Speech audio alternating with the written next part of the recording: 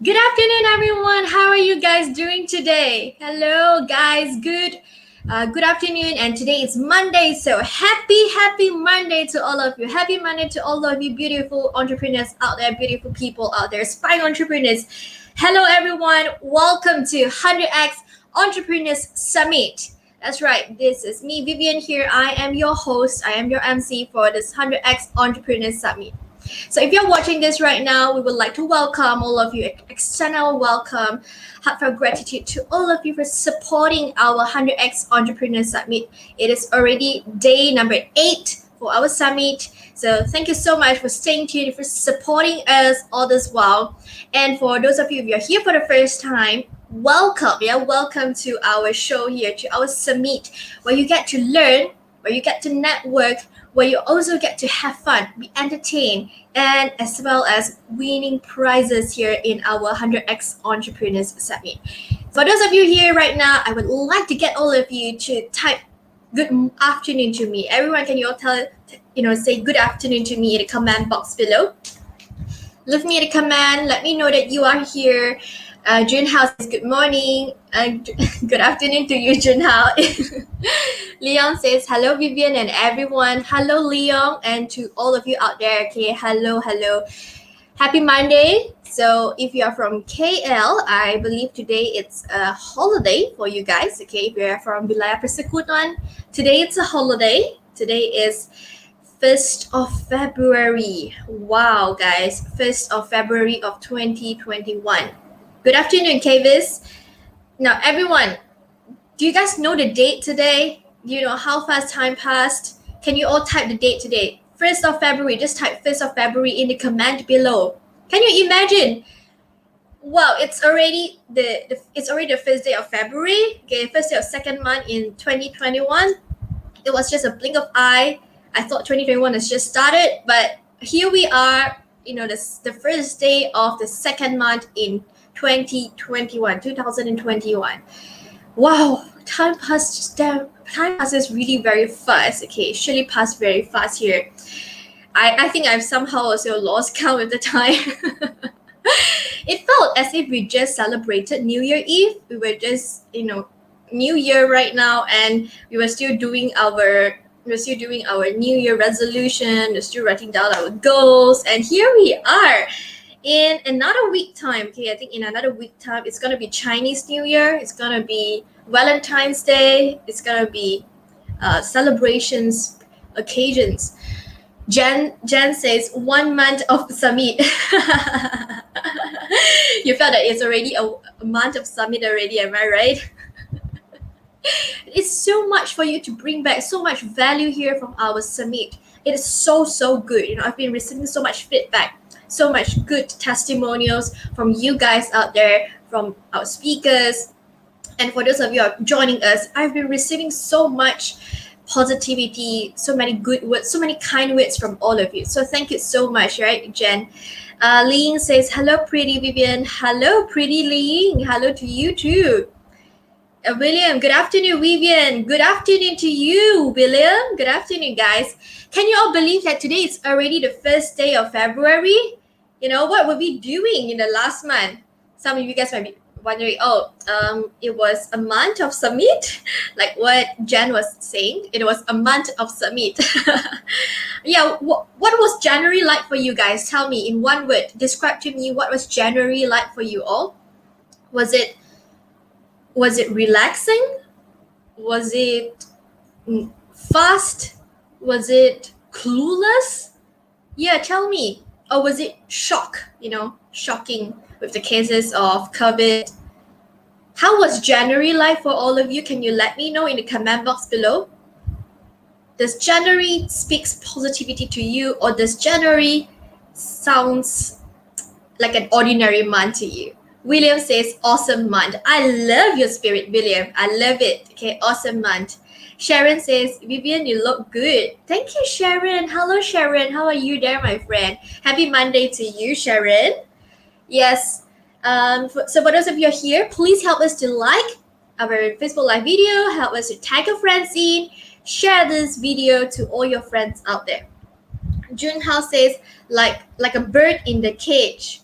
Worry about bird flu. Oh dear. Then better make sure you sanitize well your cage. Don't get out of the cage. Okay, get really protected. Okay, get yourself the protection needed. Sizwa say challenging yet exciting. Okay, challenging yet exciting. Okay. William said January is income for a side hustle. Wow, William. What is your side hustle? What were you doing? Sharon said Jan was great. I love it. Jan was great. Okay. Jan Hong says fast. January was fast. More positivity depends on where you get your energy from. And Jan has been getting more positivity in 100x. I love it. I love it, Jan. I love how 100x has actually influenced you, has actually gave you a really good vibe here in your life. Kevin said CNY mood on. Yeah, maybe we need to start to play some Chinese New Year song. Yeah. Have you guys heard the latest the Mumuta song? The Chinese New Year Mumuta. Happy CNY. I don't really know the sing. I've only heard once. It's pretty catchy though. It's pretty catchy. William says, I'm doing promotions for CNY food and biscuits. Good sales. Wow. Okay, let me know more, William. Let me know more. I love pineapple tarts. I love, there's a kind of biscuit that is like triangle shape. I can't remember what you call that. Okay, it's triangle shape. And what else do I love? Let me see. Okay. These are the two that basically I can remember. Oh, I know. Potato, the potato crispy chips. Yeah. Those are the few that I really like. I enjoy. Jun Hao says Happy Chinese New Year in advance. Yes, to all of you, Happy Chinese New Year in advance and happy holiday if you are from Wilayah Persekutuan. Okay, today it's a holiday. I know today is a holiday for you guys. That's right. So I think we are, I really love sessions like this with you all. You get to talk to me. I get to talk to you guys as well. Maybe someday we can even sing Chinese New Year song to all of you. Avui says promote to Vivian then. Yeah, do promote to me. Okay, do promote to me. Then maybe another day we can actually arrange Chinese New Year songs sing to all of you. Okay, so guys, do note that tomorrow we are actually having our opening ceremony. So I would love to invite all of you, okay, especially tomorrow during our opening ceremony. Grab all your friends, okay, get everyone join us tomorrow in our opening ceremony, because we are going to invite Medak to join us, get a ministry from Medak to come over and join us for the opening ceremony. It's going to be phenomenal. Okay, I do not want you guys to miss out. We would love your support here as well. Okay, Jen Hong says, Vivian, do 100 coffee session. But I stopped drinking coffee anymore. Can I do 100 tea session? Yeah, Emcee sing song. Yeah, one day, surely. Okay. All right, so just a special shout out to our organizer as well. So to 100x community, I think you guys have done a good job with so much positivity. Our audience has been entertained. There's so much engagement from them, and of course, our sponsors as well. Okay, our sponsors. So a special shout out to all our sponsors. Let us show them our sponsors list here. Okay, we've got all our sponsors. Let me see. First of all, ladies and gentlemen, let's shout out to PictoChart. We have Clinic Rui, Sweat Image, PSA, Guava Soft, SMO, Mango Mob, Thematics. Okay, so thank you so much for supporting us, for sponsoring our event, and this 100x Entrepreneur Summit is also being supported by Woods Event. Okay, so a huge shout out to all of them, to our sponsors, and of course to Woods Event team as well. And not to forget our 100x community team. Thank you so much. Leon says, can't wait for a tea session, or can't wait for me to sing song, or can't wait for tomorrow's opening ceremony.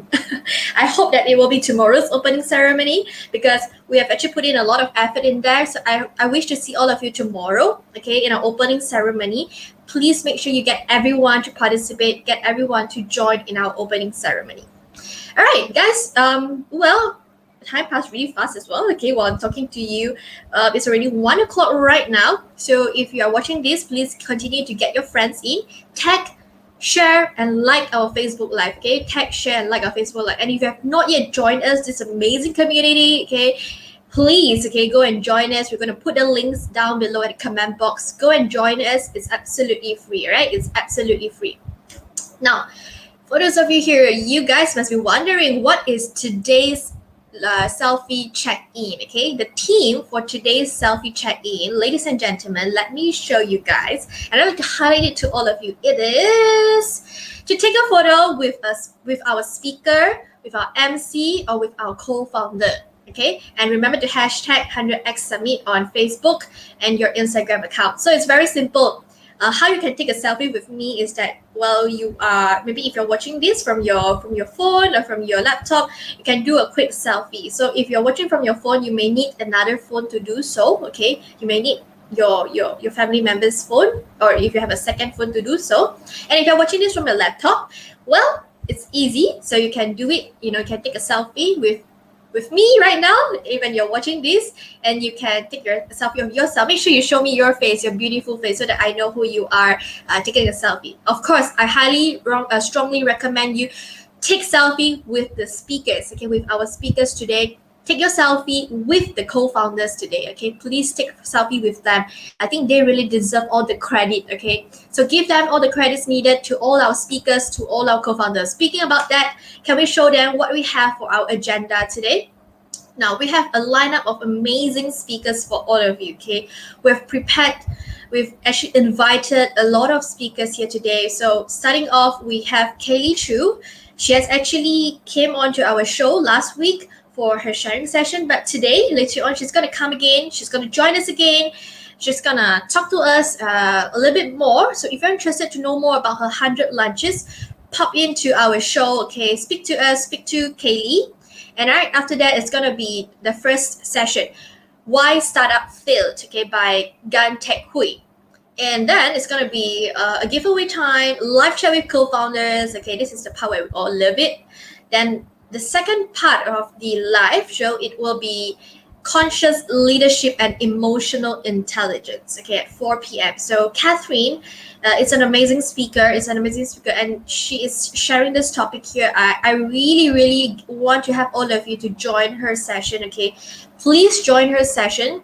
Okay, she is actually a speaker that we have actually invited from Australia. So make sure you join us. She's an Australian keynote speaker and communication expert. All right, then after that, we also do have giveaways, wall of gratitude, plus at 6 p.m., there will be a digital marketing for non-marketers session by Alexander Ang, followed by giveaways, live chat again with co-founders, and at the end of tonight session, we have Laurie Sugarman, hypnosis, myths and facts, how to maximize your brain's abilities, okay? And the last part is we're going to end up tonight with playing with co-founder and special giveaways from co-founders, okay? I think it was powerful. The session today is going to be powerful, and of course the game sessions as well. It's really entertaining. So if you missed out the few days, tonight make sure you tune in. Make sure you tune in to win prizes. All right, so ladies and gentlemen, I guess we are all ready. If you're all ready, can you all type power? Okay, type power down below in the comment box. Okay, we're gonna start off today. It's a brand new week. It's a beautiful Monday. It's a powerful Monday. Let's all start off today's, the first day of the week, the Monday, with a powerful thought. Okay, with a powerful thought. Let's visualize this whole week is gonna be powerful. It's gonna be beneficial, okay? It's gonna be impactful for all of us. So everyone type powerful down below at the comment box, okay? Type powerful. Okay, power, yes, power or powerful, it's fine. Okay, this power. So when you type the word power there, I believe that you are actually absorbing all the good energy, okay, from the universe. You're absorbing all the good energy from around you, your environment, and of course, you're even giving this energy to yourself, okay? You're multiplying the power in yourself. So everyone type power right now. If you want to feel power, if you want to feel powerful, if you want to feel impactful, you want to get all the good things here this week or this whole new month, because today is first day of February, 1st of February. So if you type powerful, I'm sure the universe will reward you back with good and positive things, with more powerful things for all of you. So everyone type powerful, you will get you'll be blessed. You will definitely be blessed.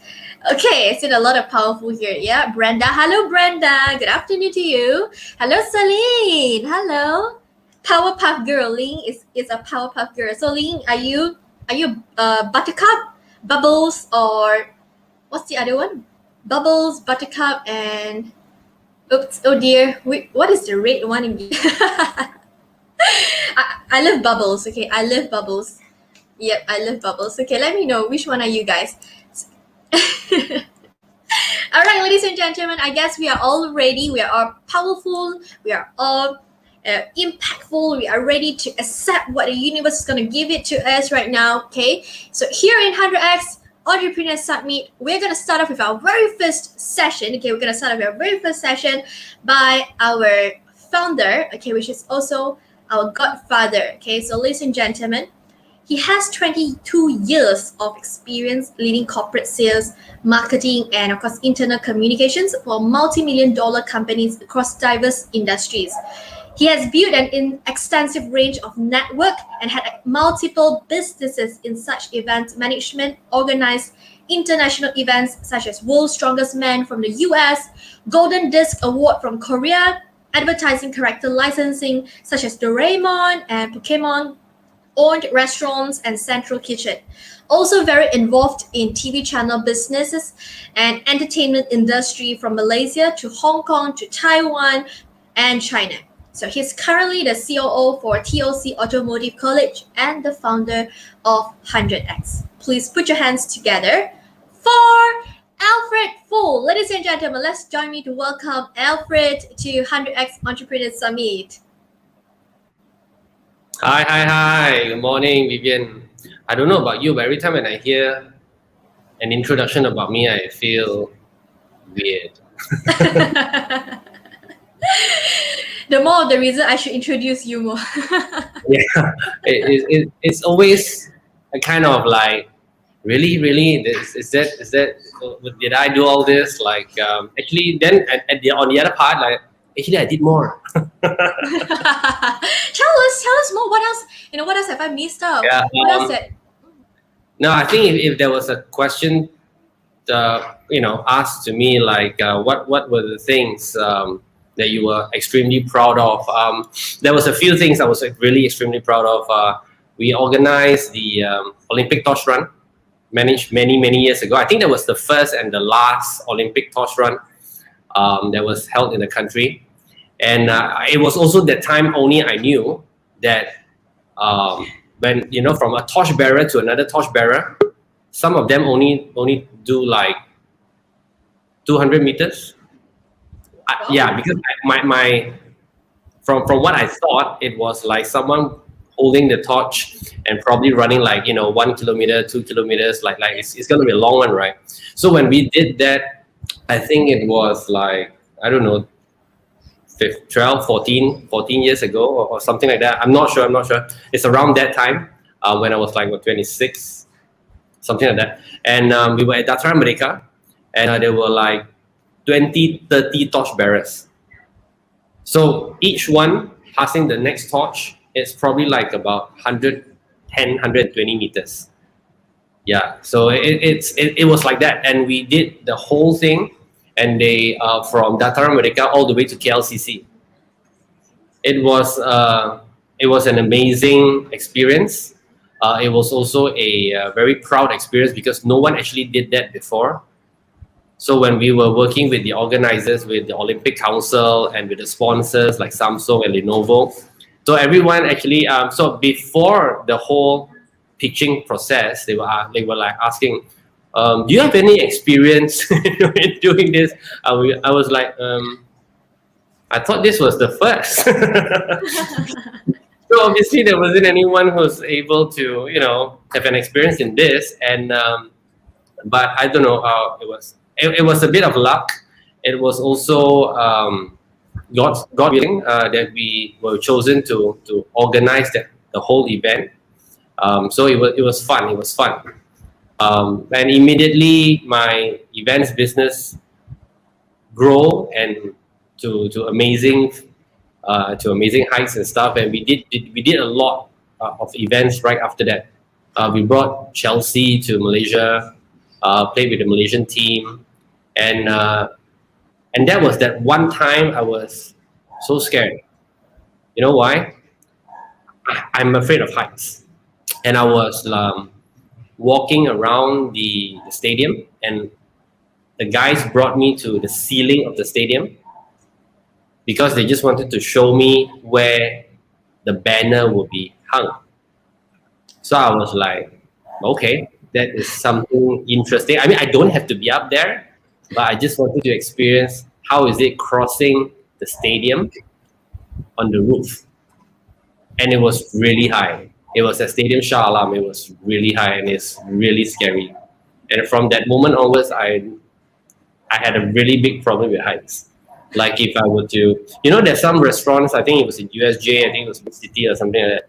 They have that transparent bridge. Yeah, That one you ceiling. stand- yeah, you can stand on top of it, and then you'd be like, I can't. Same, I, same. I Alfred, feel we have the same problem. my body, and I feel like vomiting at some point. And I know Kelly is going to come up later on, and I really don't know how she does that skydiving thing. I, I, I mean, it's challenging.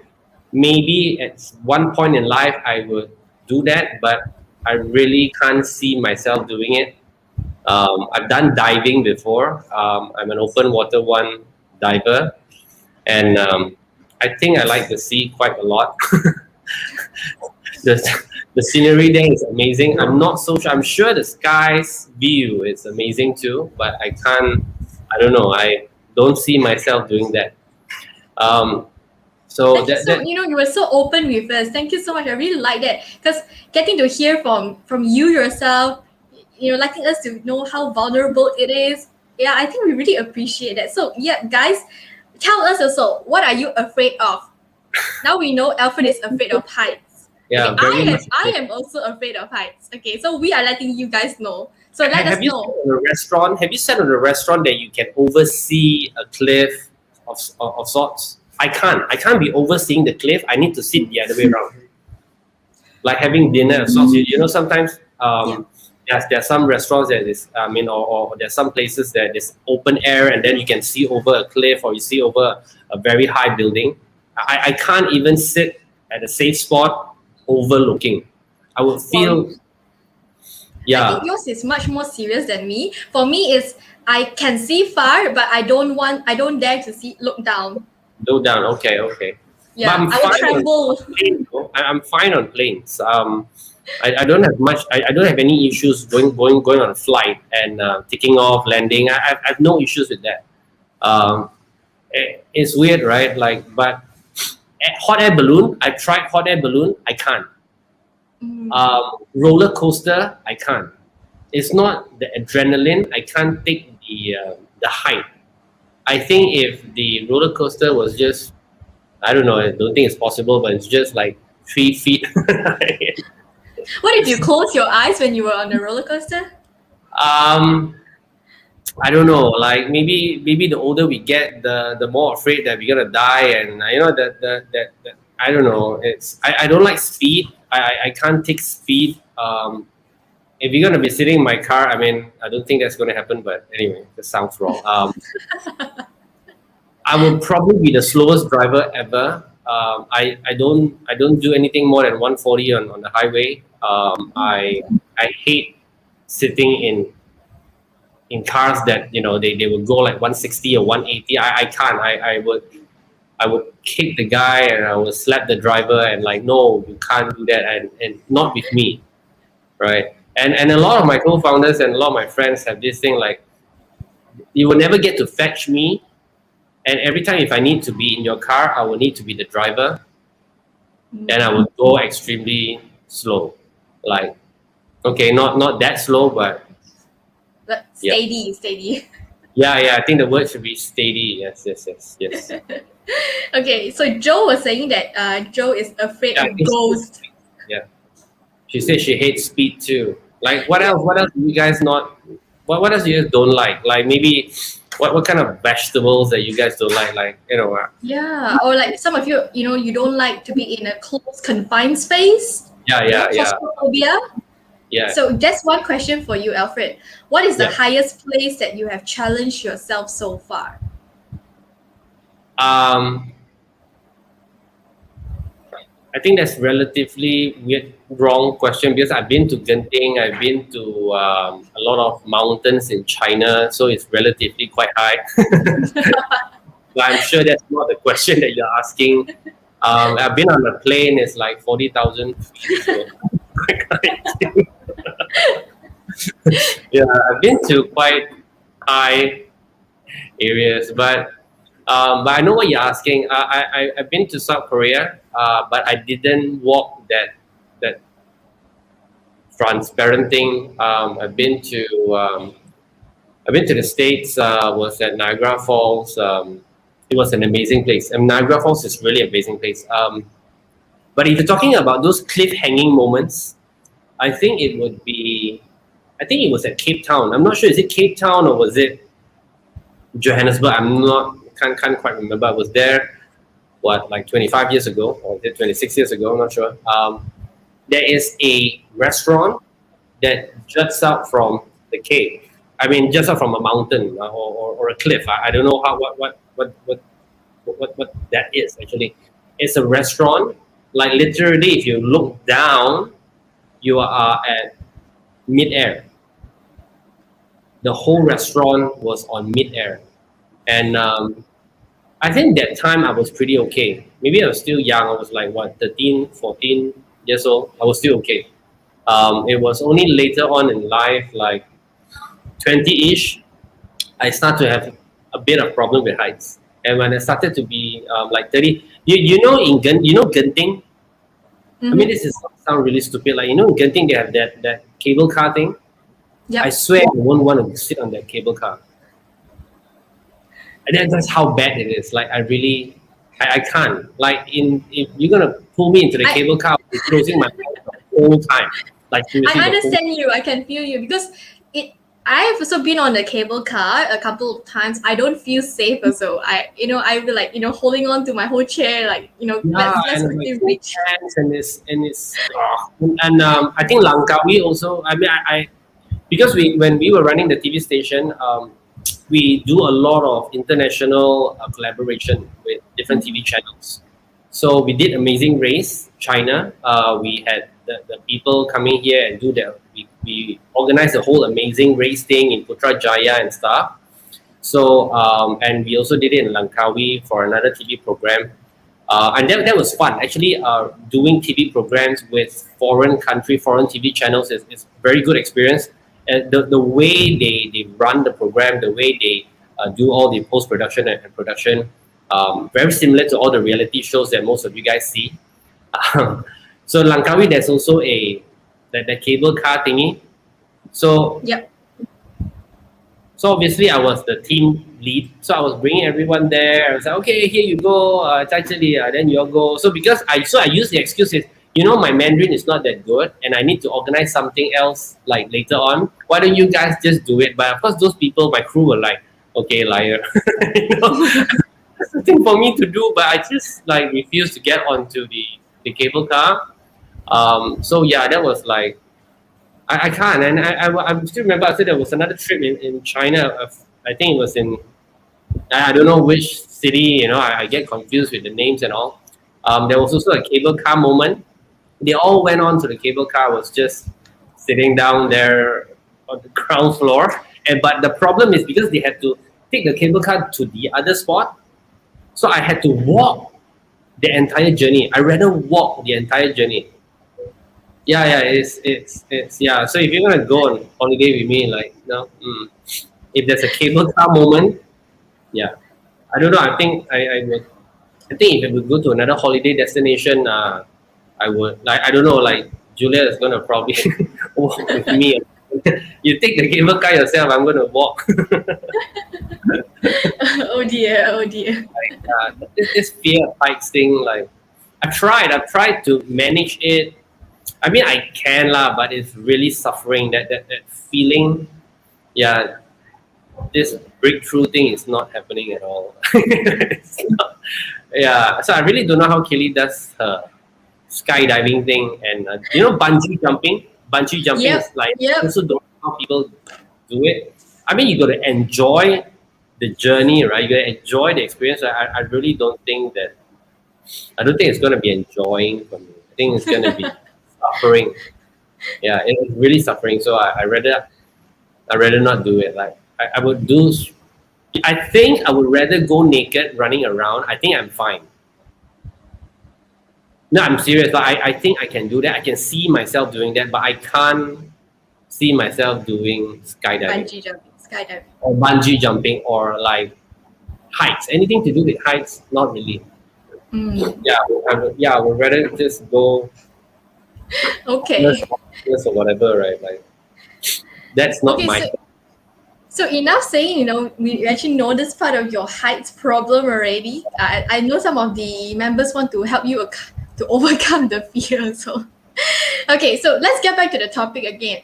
Now, you have shared with us you've done a couple of projects, a couple of events before. You are also running your business right now. Okay, you are the COO of TOC Automotive College. So, you already have a business out there. Why trouble yourself again? I'm really very curious. Why do you want to trouble yourself again to start all over to build this community? Okay, before that, I just want to say hi to my sister. Her name is Ada. Uh, she's in Australia right now. Thanks for tuning in, my dearest sister. So anyway, why? I love doing businesses. Love the process of starting a business. That's why there's a lot of videos. Like the last 2 years, I've been following Gary Vaynerchuk. I totally feel him. Like I love the process of starting a business. I love the process of building a business. That's like my thing, right? The adrenaline, the whole feel of the whole, whether you want to call it investing or you want to call it, some people call it gambling or some people call it, I don't know what, right? That whole putting your life and soul, your heart and soul onto creating a business is something that I really like. I love doing that. I love doing it. Like if you have a business and you want to scale it and you want to strategize that business, I love to talk about it. I love to work with you on it. Like anyone for that matter. So that's the thing that how I got that nickname of Godfather in the group, because everyone comes to me like, hey, I want to do this. How do I do that? And create more clarity in terms of that business, whether should you do it this way or that way, and yeah, I love to do that. And to answer your question, like why I want to do this 100x, because I think the last 3 years has a lot of things have changed. I don't know. Maybe I grew older, wiser, and and I can. It all started when I joined back the college. So most of you would know that that's my family business. My sister runs it, and she has been happy and well doing it. She's very successful in the industry, and she's been doing great.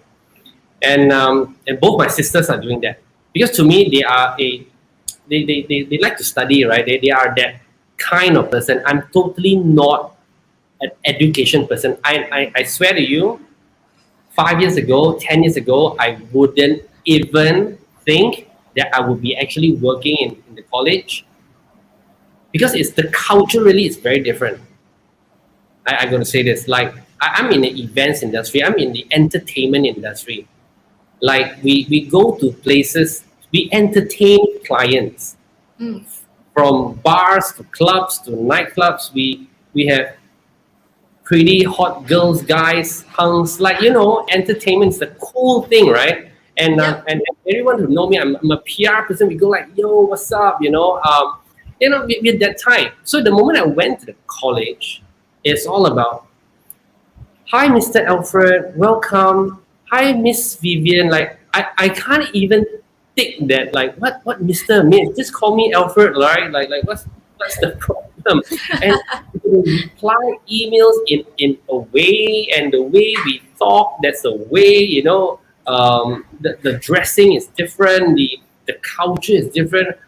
I'm telling you, that's like, what? You get what I'm saying? That is a bit like standing on a 50 feet pole. It's not that I'm afraid of that, but it's just that it's weird, right? Now, You're really uncomfortable with that. very. It's like I can't be myself. Like I'm like, what am I supposed to do? Like, am I supposed to, do this every time I see someone? And how do I talk? Is there a way to talk? Is there a way to say things like, where am I? If I'm in a different country, I get it, right? There's cultural differences, but I'm in the same country, in the same meeting, the same people, but probably in a different environment, and I need to talk and I behave in a very different manner. But anyway, I joined, right? I, I don't know, I had to, but let's give it a try, right? So, so I was back there and I was just doing the normal thing, and I don't even know what I was doing because it's like seriously, I don't know what I was doing initially. Every day it was like something new. So of course we have some goals that we needed to achieve. So I was just working towards those goals. And while I was doing that, I had the opportunity to go to every state in the country and to meet, to go to really kampongs. Like there's no roads. They had to take sampan to school. I'm serious. There are still places within the country that they had to take sampan to school. And if there's a big flood, there's no school. Yeah, yeah. It's Malaysia we are talking about. Wow, we have such Okay? rural areas.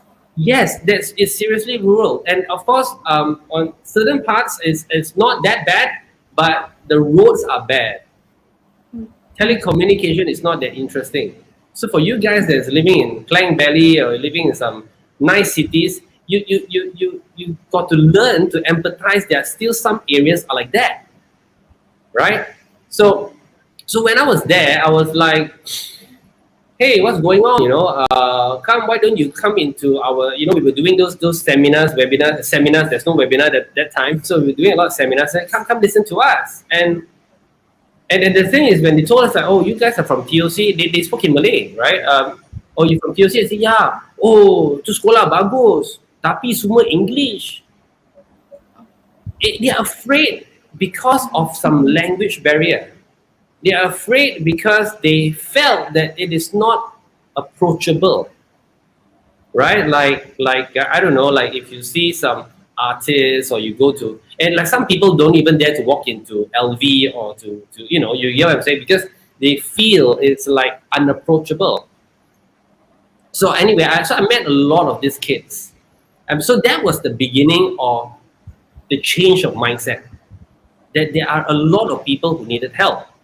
So we created some, study now, pay later kind of program, and we introduced it to a lot of kids, needy kids. So it was great. So that was the beginning. And later on, I realized a lot of people didn't want to come to Kuala Lumpur to work because we were offering job guarantees. So I was like, you're working in somewhere on the northern states and you're only making $800 a month. Why don't you come to KL and I'll get you a job for 1,008 or 2,000 ringgit? And you know what they told me? Nah, I don't want. I like, why? Why won't you want to work in KL, right? Isn't everybody wants to come to the city to work? And you know what was the answer, which totally makes sense to me? If I work Higher 800, living cost in higher living cost.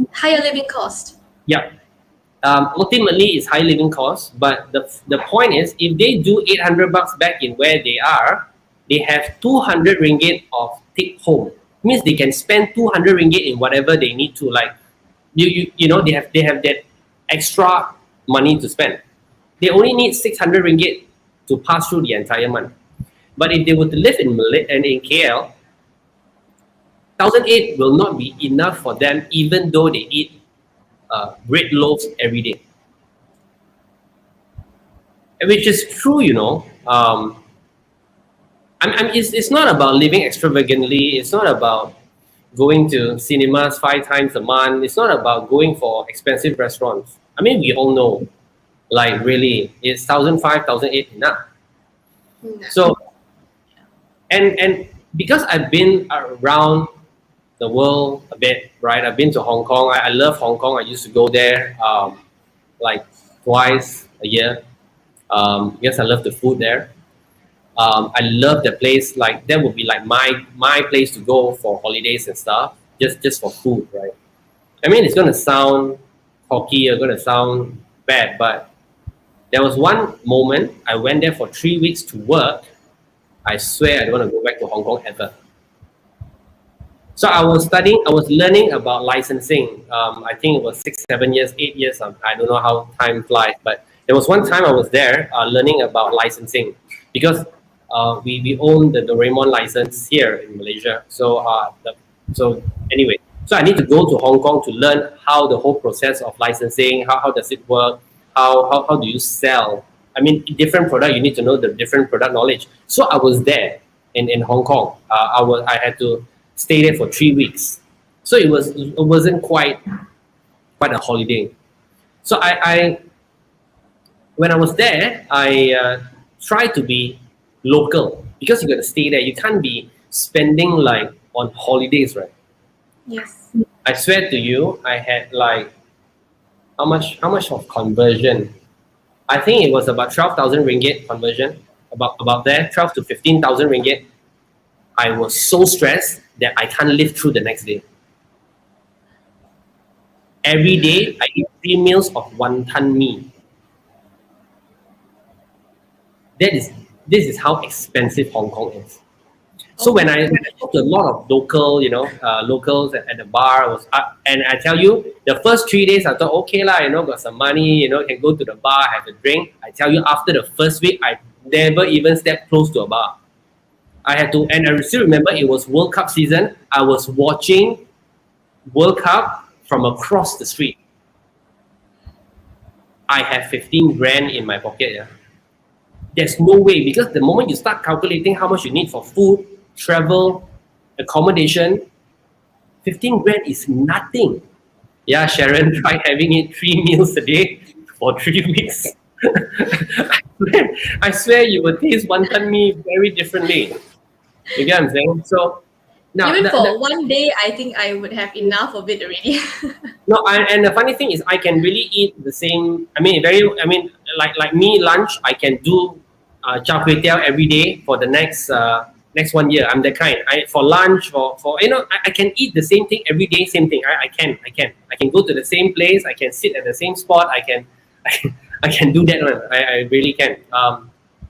So while I was chit chatting with the locals, like, oh, so what do you do? Daytime I do this. Evening I do that. Nighttime I do. So most of them that I spoke to, everyone has minimum 2 jobs or 3 jobs, just to sustain, just to stay alive. And I'm not talking now Hong Kong. I'm talking like 10 years, 8 years ago Hong Kong. They're doing okay. That's bad. Yeah. No, I mean, the fact is, if you start looking into Singapore, you're looking at so many other developed countries, it is very normal for someone to have 2 jobs, to have a second income. You get what I'm saying? It's nothing to do with themselves. Like maybe I want to buy a new iPhone or a new phone. It's not about lavish lifestyle. You can be as prudent, but you will still need a second income at some point in life. So all this little experience changed my mindset, and I came to know more people who wants to do something. They want to have an extra. They want to start their own business and all, and that was the whole struggle that I was having. And then the opportunity came, MCO here, and then I decided like, hey, let's do something. And the more people that I've spoken to, and everybody just needed that help. Everybody needed the second income. Everybody needed more help, more resources. And if I can put all this together, which is my interest to do it anyway, why not? And I wouldn't even know I was going to be doing this education thing, putting in resources, supporting people. Like, I think if you ask all my friends who've known me for the last 30 years, they were like, this is a very different Alfred that I knew even last year or 2 years ago. And I'm Really. glad that you circumstances actually brought you to where you are right now. Hence, we have actually got this community called 100x. So I think let's look at the bright side. So many members, so many people gets to benefit from that. So I think Alfred, let's continue our conversations. Maybe Thank you so sometime much later. thank you so much for having me. But thanks, Vivian, for doing this. Thank you, everybody, for coming in. Stay tuned. And there's more to come. There's more to come. Definitely. Your Thank story you. has not finished yet. Okay, see you again, Alfred. Thank you so much for sharing this. All right, it was a great sharing session here, knowing Alfred personally, knowing that he's afraid of heights, knowing that some of his experience organizing events for Olympic torch run, and his experience in Hong Kong. Wow. And why actually he decided to start this 100x community. So guys, if you want to know more, just stay tuned, because in this few more days, we will have talks with Alfred, we'll have talks with co-founders here as well. And next, okay, I'm going to bring you all a speaker that we all love a lot, okay? The next speaker here, she's a featured guest today in our 100x Entrepreneurs Summit. Of course, ladies and gentlemen, she herself is an author. All right. She is also a TEDx speaker. Okay, she's also a TEDx speaker, and she is the founder of 100 Lunches. Now, last week we have heard about her stories of 100 Lunches. So today we're going to welcome her here again in 100x Entrepreneurs Summit to share us with more of her experience as an entrepreneur. So, ladies and gentlemen, please join me to welcome Kaylee Chu.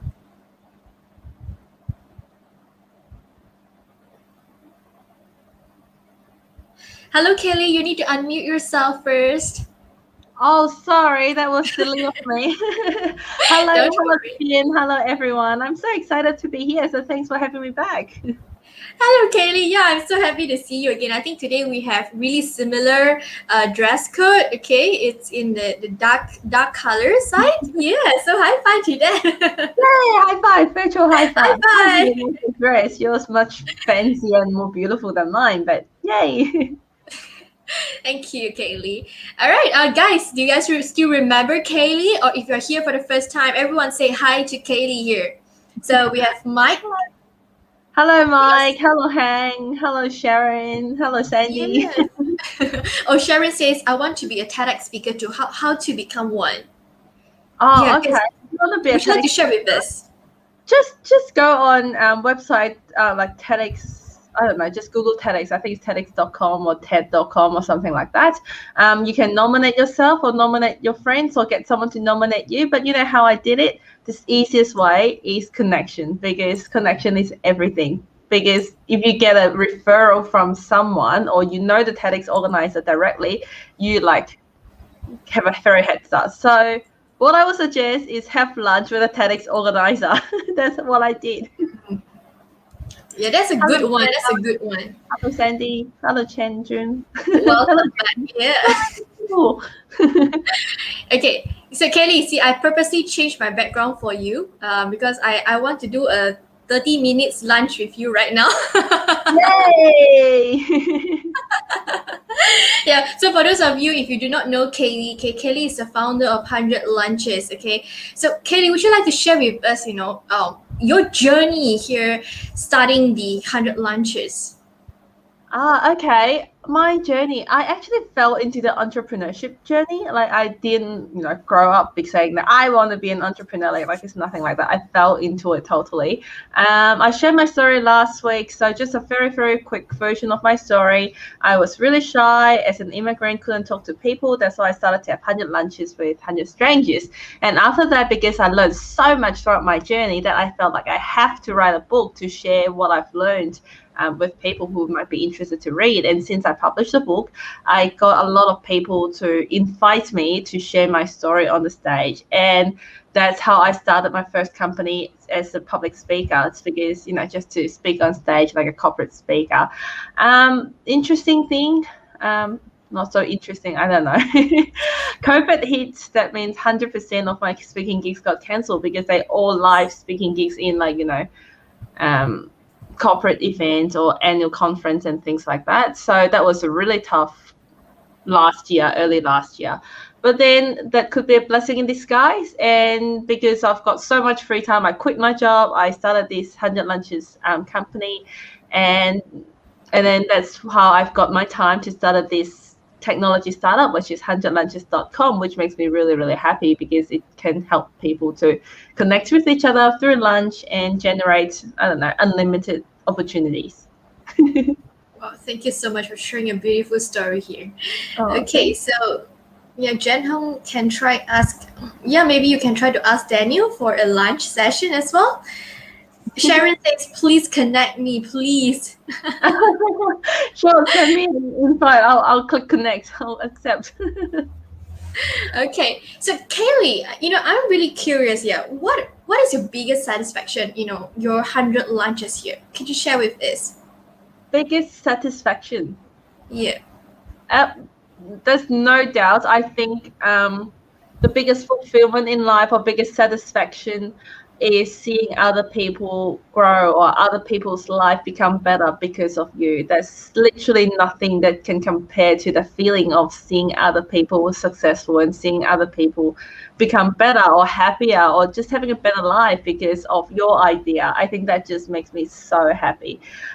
Since I started the journey of 100 Lunches, it was started as a personal challenge. I thought it was just for myself, but then I started to share more and encourage other people to do the same. Then other people doing 100 Lunches with strangers and they getting similar results. Their confidence grew. They got, they found new business partner. They started new business. The view of their life, like they've got new perspective in life. And I don't know, just seeing them grow and become happy and confident person, that just makes me so happy. You have a really big heart, Katie. I don't know. I think that's actually everyone. Like, I didn't start to do that because of trying to help other people, but the feeling of seeing others having a better life, that just, you just can't stop doing that. That just drives me to. I guess, that just really motivates you, right? Yeah, absolutely.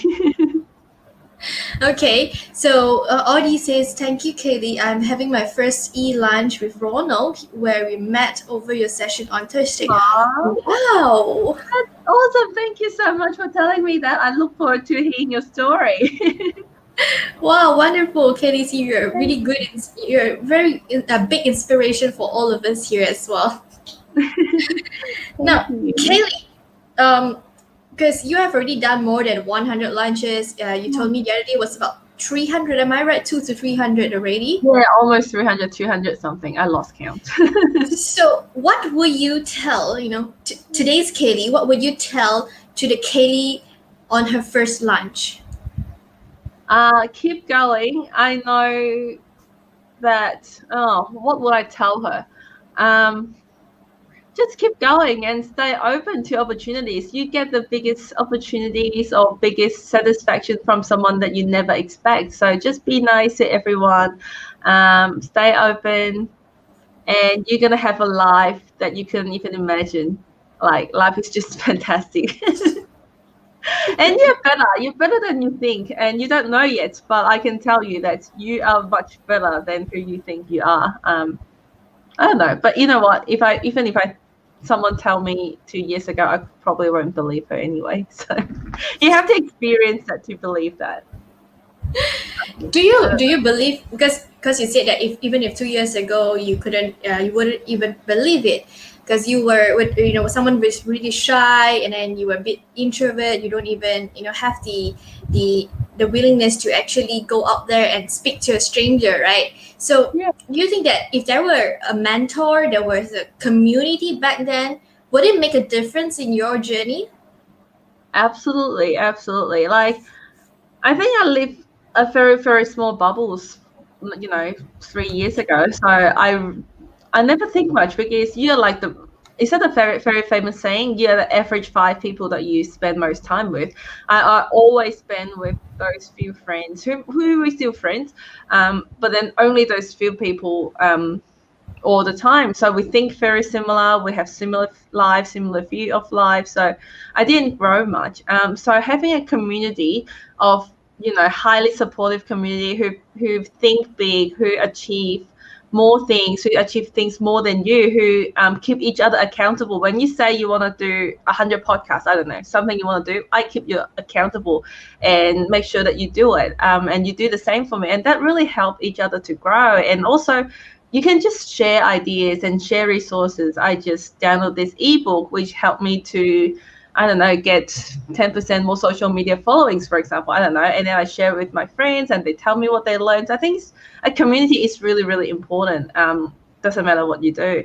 And you mentioned earlier, well, I believe if someone told me that my life's going to change that much, no, like, I now do like stand-up comedy just for fun. And if you told me 2 years ago, 3 years ago that I'm going to do stand-up comedy in a bar just to, I don't know, like for no reasons whatsoever, I will be like, yeah, absolutely mad. That is impossible.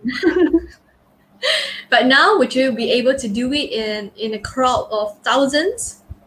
Yeah, I think so. I probably still freak out a little bit and go, what am I doing? But I like, instead of just freaking out and do nothing, I'll go, yeah, I'll just do it. Feel the fear, but do it anyway. Or maybe you can even start your stand up virtually, and you can even broadcast it out there. Sure, why not? I only have one routine that I've crafted. It's called minimum. Because I'm a mum and I'm tiny, like I've got a tiny figure, and I'm so lazy that I do the absolute minimum. So I'm like minimum. Okay, I get your point. That minimum. Yes. Oh, that was Okay. great. Oh, we are. That was just to show all of us a glimpse of what's happening back and how they are actually our community team. So yeah, like what you mentioned, it's important to have community. So this whole summit is also being backed up by community as well. So guys, kudos to them. Just let's thank them as well. They've been working so hard to our back end team. Yeah, Okay, I'm very impressed. let's get back to the topic, Katie. Oh, by the way, are you thirsty? Do you want me to order some drink from you? Yeah, orange juice, please. Okay. Sharon says, Kaylee, I want to add you as a friend. Can I? Of course. Add me as a friend. I'm very open. We can connect on Instagram, LinkedIn, Facebook, everywhere. Just send me a request. I'll confirm after this. Okay, remind me later. I would also want to go and add you as a friend. So, Kaylee, I know that you have been, speaking to so many people in your lunches. Is there a question that you've actually what you wanted them to ask you? To ask me? Yeah. That you have actually wished that people would have asked you. I'm very open to question. I'm like an open book. Ask me any question, I'll give you the answer. But if you ask me what question do I ask every single guest at the end, it will be, do you have any advice on me? Because after an hour of conversation, I like to have lunch with people who are more experienced than me, whose journey is a little bit ahead than me. So I like to get their perspective on what advice they can give me to help me become a better person. Okay. So I think from all your experience, can you give us a summary, a conclusion of what is the thing that actually you have learned from all the 100 lunches? Wow, so much. Where do I start? I've learned about who I am, what I want, what's the purpose of my life, what to do. Because I used to live life like an autopilot. I have no dreams. I have no idea what I'm doing. I go to work that's pretty unfulfilling. Like I go to work in exchange of money. That's how I feel it.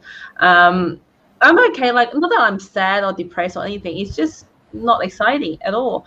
And then I come home, I do a few things, and I go on social media and stuff, but pretty ordinary life. And I thought that was okay because I thought that's what life is. But then now I realize that life could be so much better. Life could be exciting. Life could be, you can actually wake up and jump out of bed out of excitement because you've got so much that you want to do, and work on things and projects that actually excite you and make you happy instead of just do it for money to pay bills. We only live once and life got so much to offer, so just find out what you want and go get them. That's probably my biggest lesson, is just go chase your dream, and you can dream big and you can achieve anything you want in life.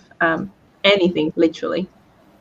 Go chase your dream. I love this. So any one of you here, let us know your dream, okay? Put it down at the comment box so that you can be accountable to it. Let us know what is one thing that you want to go chase after right now. Sharon says, all right. We have Rashvin here. Hello, Rashvin. Rashvin is an amazing speaker as well. She conducts laughing yoga session. Ah, nice. Yes. So she was in our show last Monday, and she did this laughing yoga session with us. Wow, it was eye-opening. It was a very funny session because laughing yoga, as the name goes, laughing. So basically, you just have to laugh. I love that. Okay, invite me for the next session. I'll be there. Sure, Kaylee. All right, guys, do we have any questions? Anyone has any questions for Kaylee here today? You guys, if you have missed out the previous session with Kaylee, you want to know a little bit about 100x, okay, or what she has to offer to all of you, how to connect with strangers. Yeah, maybe Kaylee, could you give us just a simple tip here so that we can, to ease our process to arrange for a lunch appointment with a stranger? Easiest way to get lunch with strangers is just jump on 100lunches.com, which is 100lunches, which is 100lunches.com. There are like hundreds of people ready to have lunch with you with the availability there. You can just send them an invitation and get your lunch booked in literally a few seconds or a few clicks. That's the easiest way to do that. And how to connect with strangers, the best way to connect.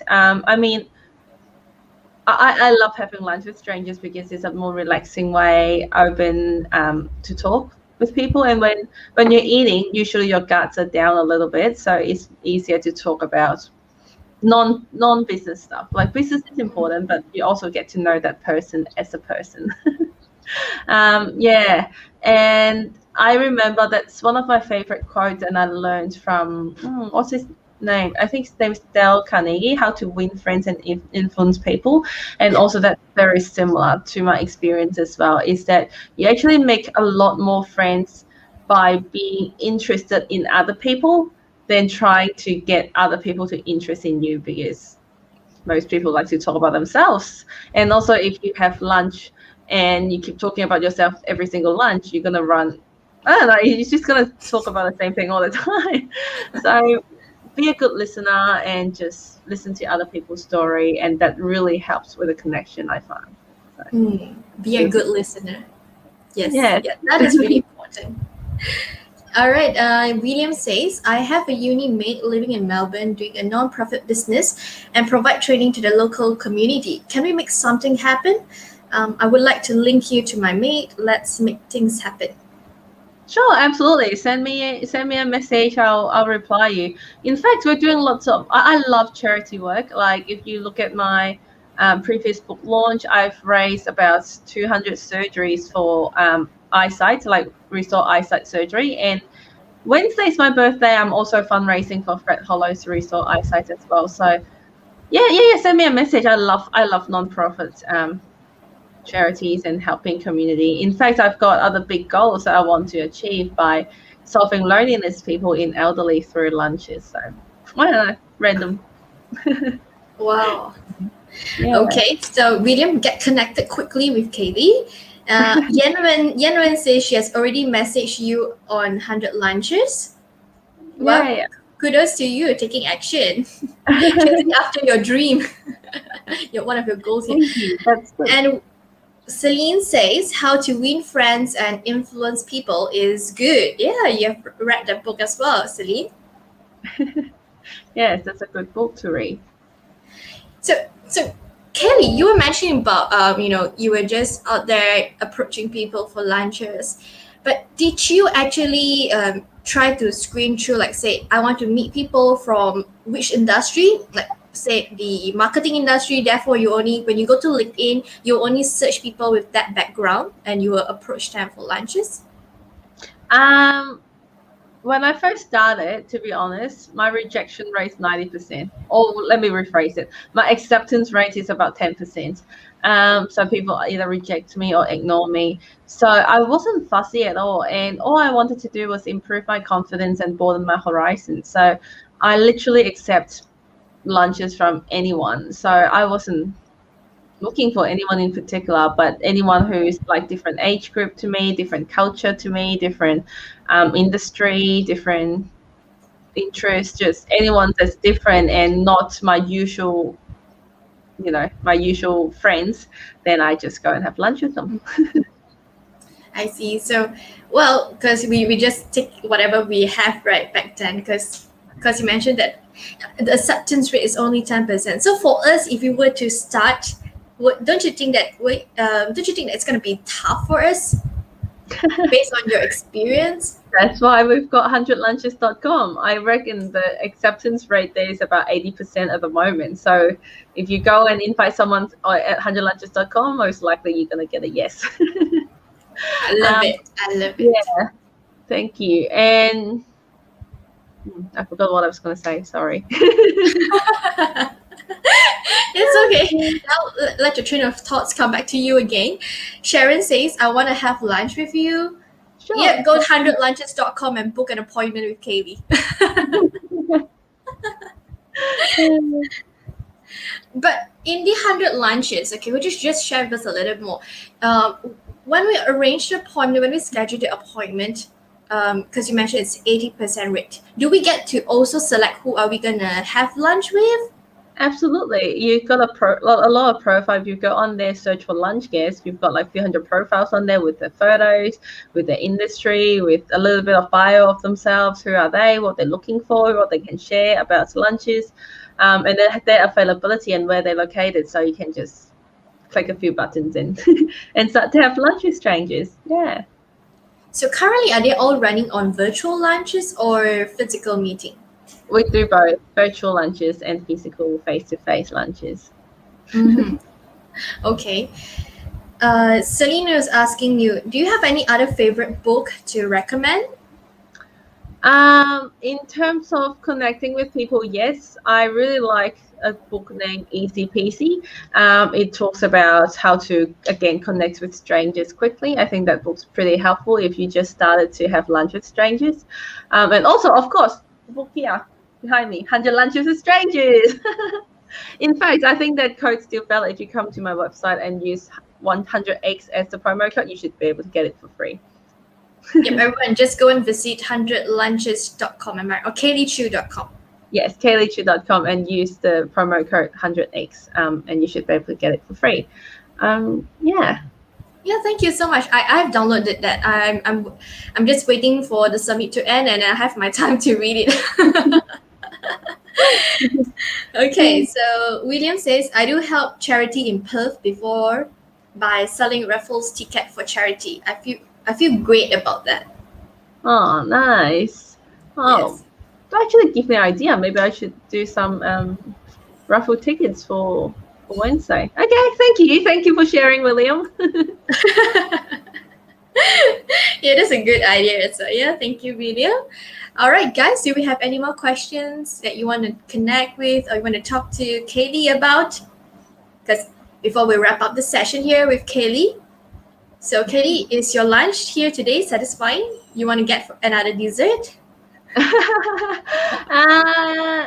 Yeah, cheesecake, please. Okay. Sharon says thank you. All right. So Kaylee, before we call this an end, is there anything else you'd like to say? No. One connection can change your life and you can change your destiny. So thank you. Oh, someone's asking a question. Steffi, may I check with you that usually what kind of topic or ice break topic will you use when you meet a stranger or during your first time? Not really. I always start with "Thank you so much for having lunch with me today," and then pause, and then let them to continue and share whatever they want to share. And I think now when I do lunches, I just say whatever comes to my head, like literally whatever comes to my head. I just share them, and I feel like that actually works pretty well to connect with people. Yeah. And in terms of best questions to ask, I think is then, yes, and then how do you feel about that? Why? What about that? Tell me more about it. How does it work? How did you feel about that? All those to get people to talk a lot about more whatever they were sharing, so we go deeper. Like in my experience, it's much better to connect with someone really, really deep on one topic than talk about a whole bunch of topics but very briefly. That's my experience. So if you can encourage your guests, if you find out they're really passionate about something, I don't know, music, for example, encourage them to talk a lot more, ask them to give you more example, and ask them to share about, their favorite experience for whatever. That really helps in terms of connecting with strangers, I found. Ask all the open-ended question. Go deep into the topic. Yes. All right. Thank you so much for answering this question of Steffi. Thank you so much again to Kaylee.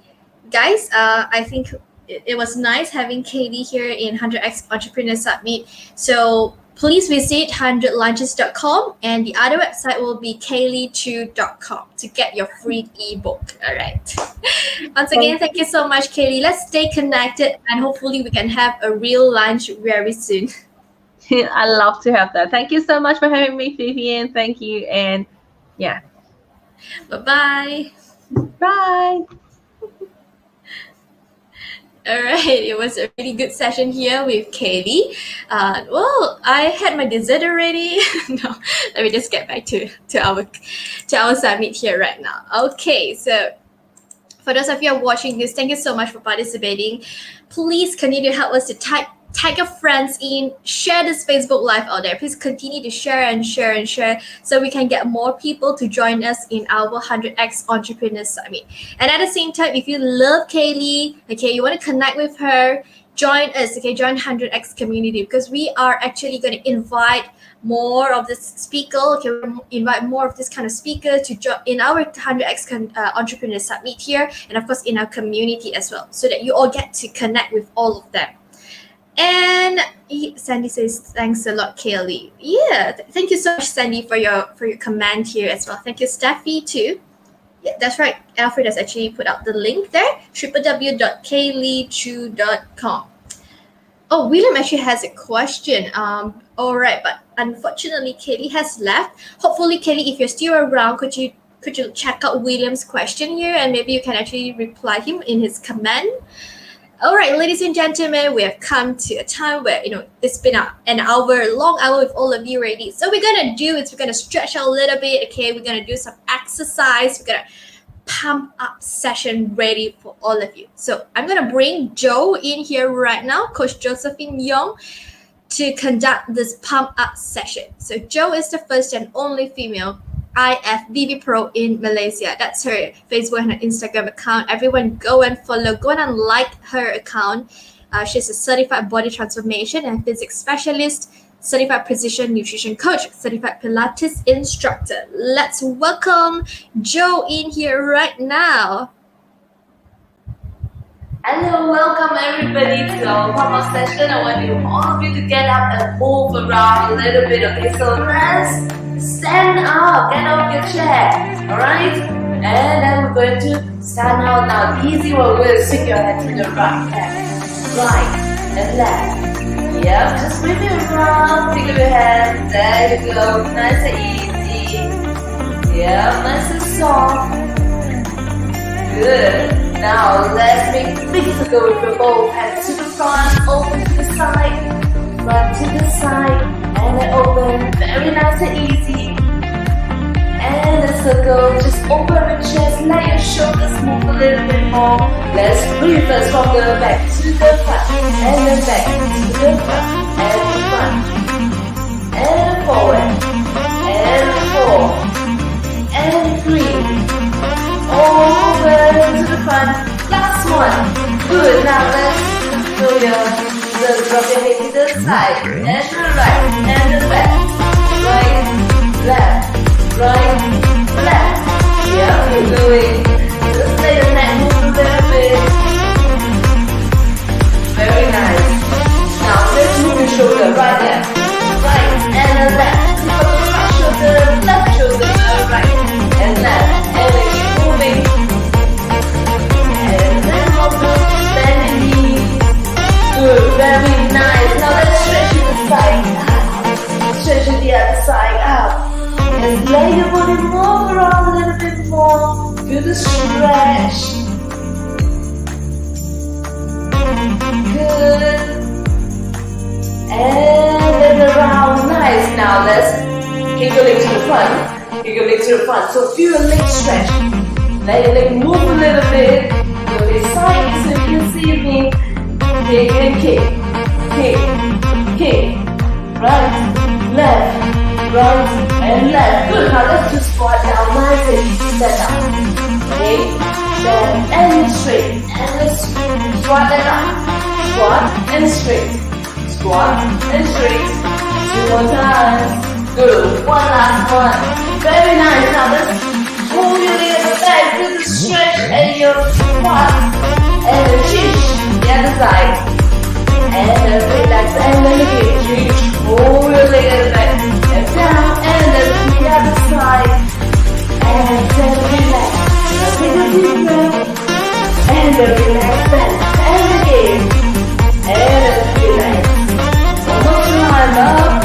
And then bend your knees. More time up. And then relax. Good.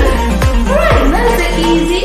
We'll move a little bit. You feel much more relaxed after this. Thank you so much, Joe. Thank you, Jojo. Coach Jojo. Yes.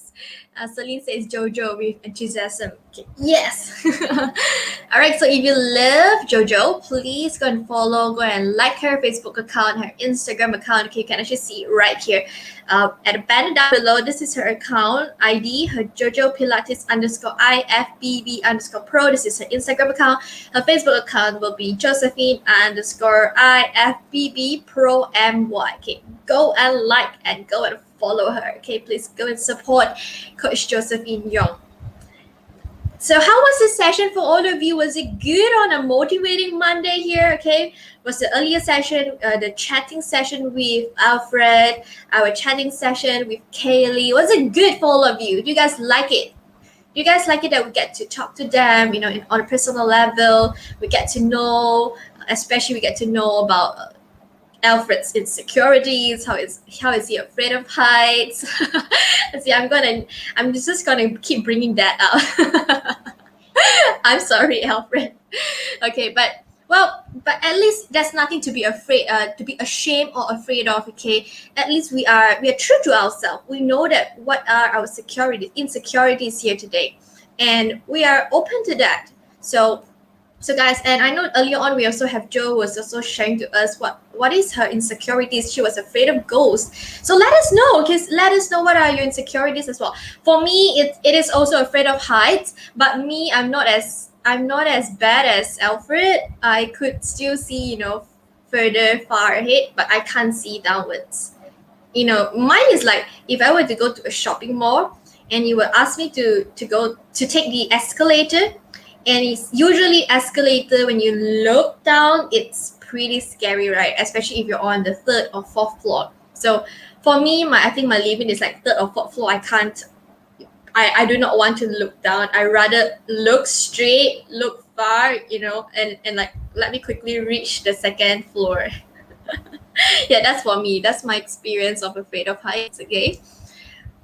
Sharon says, yes, very good. Yeah, I love it that you actually enjoy yourself.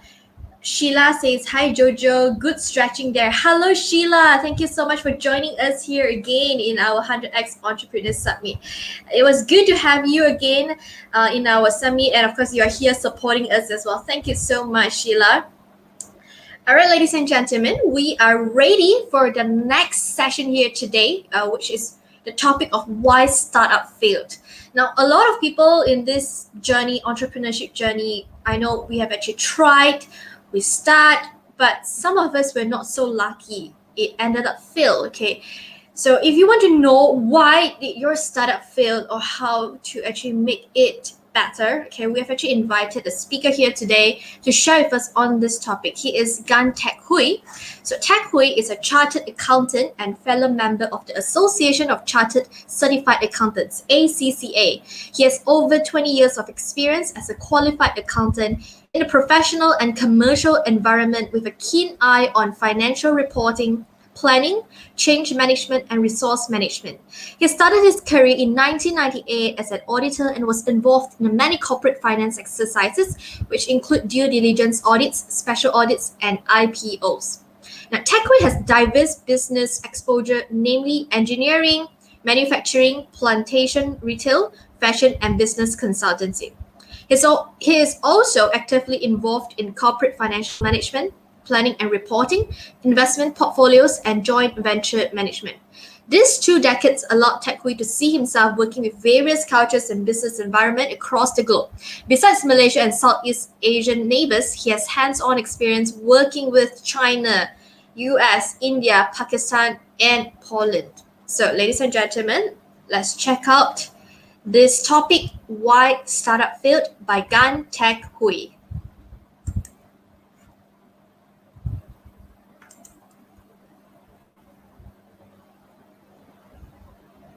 Hi, Vivian.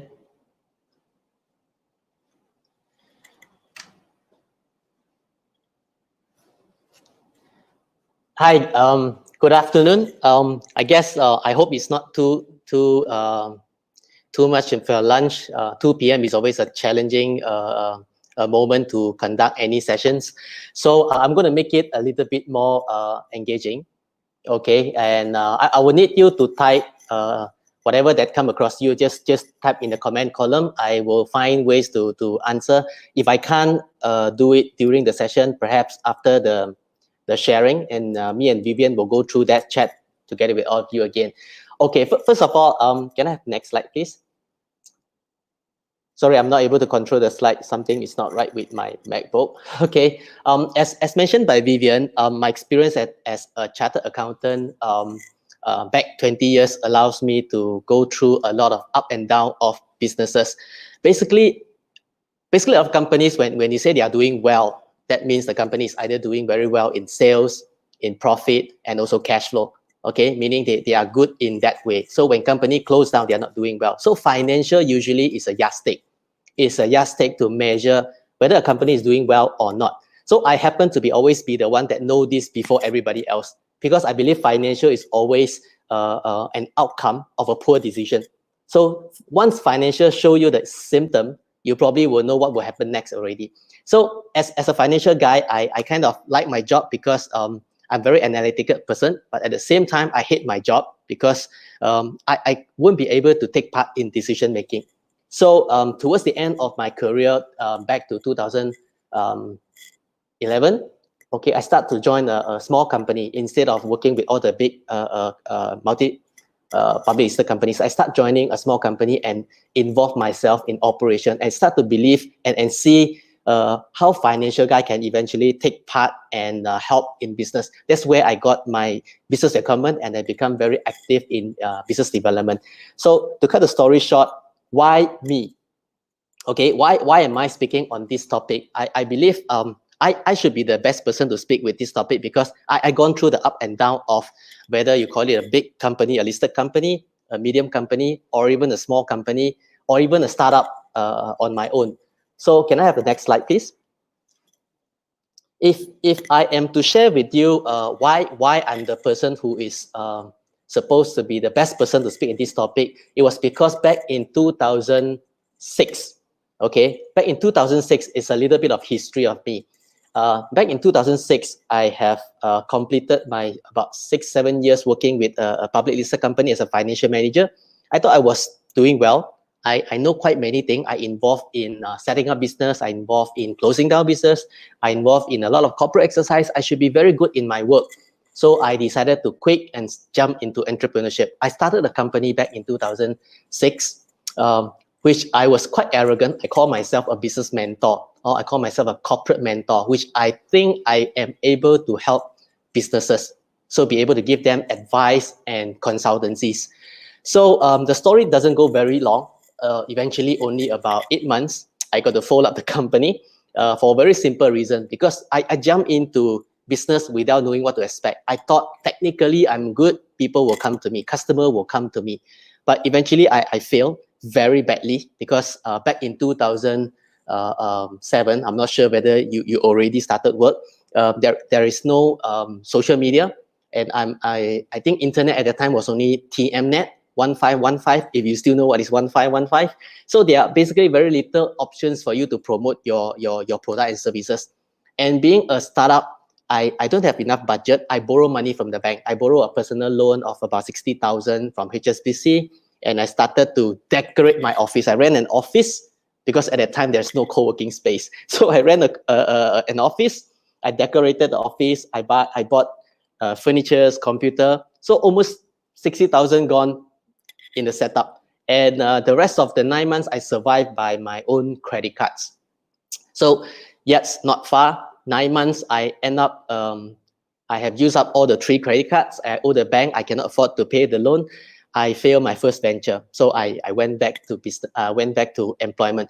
That was a very painful experience, because I wish at that time there was this guy, me, the one that you're seeing now, who at least give me a bit of tips, or at least a bit of what should I expect if I'm to jump into business. At least I won't fail miserably. So I hope what I can share with you today are basically to combine my past experience as well as what happened over the last 7 years when I'm mentoring, coaching, and also consulting my clients. I'm able to share with you what are the do and don'ts, and what are the typical mistakes that the startup will do whenever they jump into business. Okay, can I have next slides?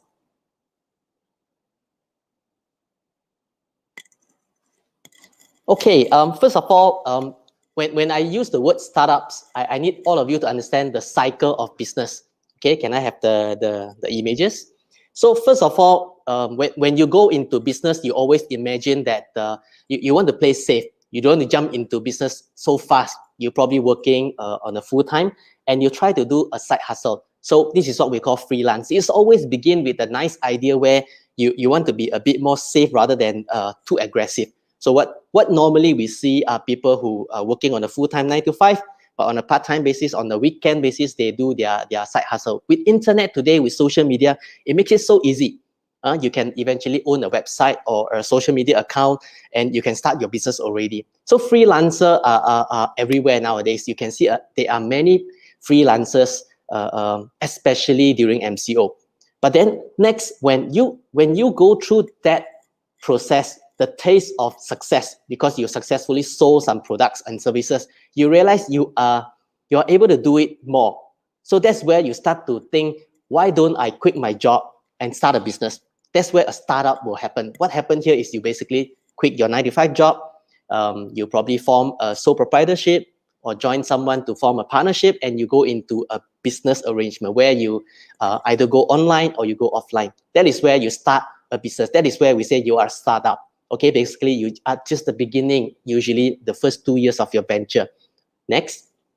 Once you own a business, that is where we believe you are actually more stable. Why? Because you already have a stable model where revenue, cash flow are a bit more predictable. So for easy interpretation, startup probably at the beginning, you're talking about you are doing a food truck business, for example. You are going from one location to another location.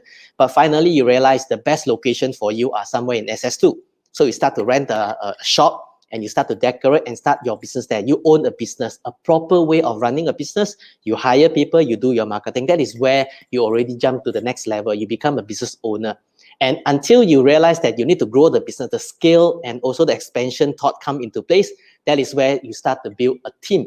Okay, you start hire people, you hire your marketing people, you hire your human resource, finance, operations, sales, and including raise fund. You start to run your business in a bigger scale. That is where you turn your role as a business owner to become a leader, because your role is to build more second liner. So that is generally the cycle of a business owner. So I'm going to focus more on the startup, which is the level number 2 for today. Can I have the next slide?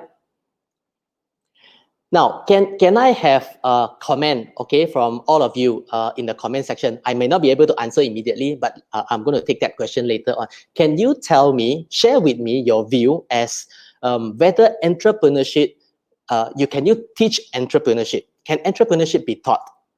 Okay, can you teach entrepreneurship? Okay, if you think is yes, tell me how.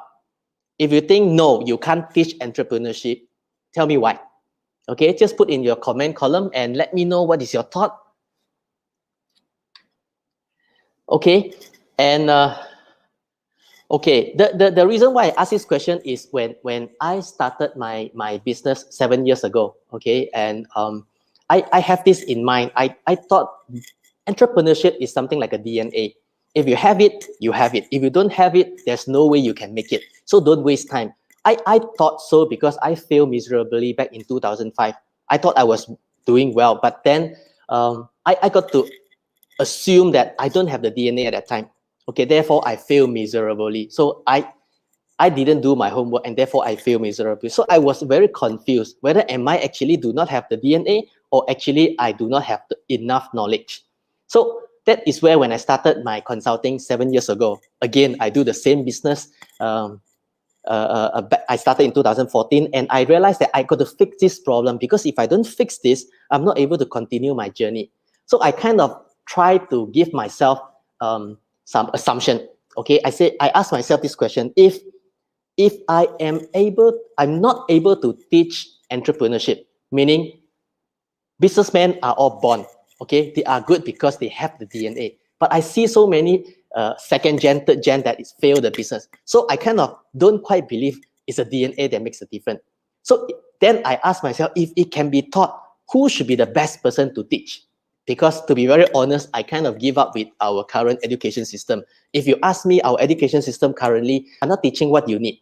Okay, how many of you actually graduated and you are still applying what you learned from school? Not much, hardly more than 30%. I actually understand that very well, because even as a professional, I learned through my professional degree. I realized when I graduated, when I go to workforce, whatever I need on my work are something that I have not learned from school. So that gave me a feeling of, if I really want to be a good business consultant, okay, I must be first able to teach business how to do business rather than fix their problem. That's the reason why I believe education should be one way to solve business crisis. Can I have the next slide? Now, the question next is, many of you jump into business because you believe you are the best person. You believe you have the DNA. You believe you are the right person to fix that problem. And more often than not, you attended some kind of motivational series. You have watched some YouTube. You listen to some motivational speaker, which they tell you, you can. It's not impossible. You must do it. Just do it. You know, there are a lot of motivational talk being gone through your mind, and you start to believe that, okay, I found my why. Okay, my job is to do this. That is my purpose. I heard this every time. But the next question you have to ask yourself is, if you found your why, have you found your how? There are many people who jump into a business without knowing how to do it, and they basically drown. It's just like you can't just jump into a swimming pool and imagine that I want to swim because I'm determined. I am this is possible. I just want to swim. You can't just swim because you want it. You still need to learn. You can't go into a boxing arena and start to fight with world champion and tell the whole world that because I believe I can be a champion, therefore I walk into the ring and I fight the world champion. No, you can't. So the how becomes the only reason why you succeed. So what I'm going to do here is, instead of tell you that you can do it, I hope that I can tell you how to get things done, rather than you just imagine that you just have to be very determined and you're going to do it. Okay, so I myself is a person who believe in education, a lot in education. When everybody asks me, Gan, what is your profession? I always say that I'm an educator, because I believe education is far more important than just to score A's and graduate. Because with good education, you basically are able to run even business, build empire. So I am always very focused in education. So I'm going to go through with you today the why and also a little bit of how. Okay, can I have the next slide, please? Okay, the things that I'm trying to share, disclaimer, I got to make disclaimer first. I'm sure some might agree and some might not agree. I'm merely sharing my experience, because over the last 7 years in my business, I work with a lot of startups. I work with a lot of incubators, a lot of accelerator program, and a lot of government agencies, pitching program, and also all this pitching competition. I've seen many of these. So what I'm trying to share with you are basically an example where I compile from all this experience. So some might be straightforward, some might not. So I hope you can understand. If you don't understand, just post the question. I hope I can take that question later. All right, can I have the next slide? The very first reason why startup fails, which I always say, is they are too ambitious. Because if I'm not sure how many of you have joined any pitching competition. Okay, a lot of startup or even students today in universities, they create a lot of competition where you can go upstage and pitch for investment, pitch for fundings. And I've been a judge for many of these events, and I noticed a lot of these ideas that they pitch are really big ideas. Okay, big ideas to the extent that they are almost as big as solving a huge problem, big problem that can save mankind from extinction, that kind of big level. So I am not sure, because when we try to do this, we must first ask ourselves, are you the right person to do this? Or how far do you actually know the problem that you are trying to solve? It is too ambitious if you pick a giant and start to tackle it. I always believe every big problem also contributed by smaller problem. So why can't you focus into a smaller one and start to look into this before you jump into the bigger pool? So typical example are basically people who try to tackle the environmental issue. Okay, for example, poverty issue, education issue, which you alone, a simple solution cannot get a job done. So you need a lot of parties to involve. You need the ecosystem, you need the government, you need the global policy, you need financial to get things done. So therefore, in order to solve a big problem, you're kind of trying to design something that you can't even imagine how big it is. So first thing first, don't try to be too ambitious. I know it is great to solve a big problem. It is very excited. Okay, and solving a big problem can be very challenging. At the same time, you try to tell the whole world that how great are you. But my personal preference is always try to tackle one problem at a time. Okay, not too ambitious. And once you evolve, your solution can start to take in more other things. I always like this idea like Grab. Okay, Grab is actually tackle one problem, very simple problem, transportation, taxi problem. But along the development, you notice they start to bring in reward, they start to bring in fintech, they start to bring in food delivery. I don't think they have this idea at the very beginning when they started it. Okay, meaning the idea can evolve and add in more other features and benefits to the end user and consumer, and therefore you can expand the business by adding on to your existing or your initial ideas. So don't try to create one idea that can tackle everything, because that usually don't exist at the very beginning. And ask yourself this question: if this is your first venture, do you think it is that easy? Okay, let's be realistic. All right. And second, can I have the next slide? I have come across a lot of young startups, particularly those who just graduated, and they might not even started work. Probably they got a bit of saving, or the parent can afford them.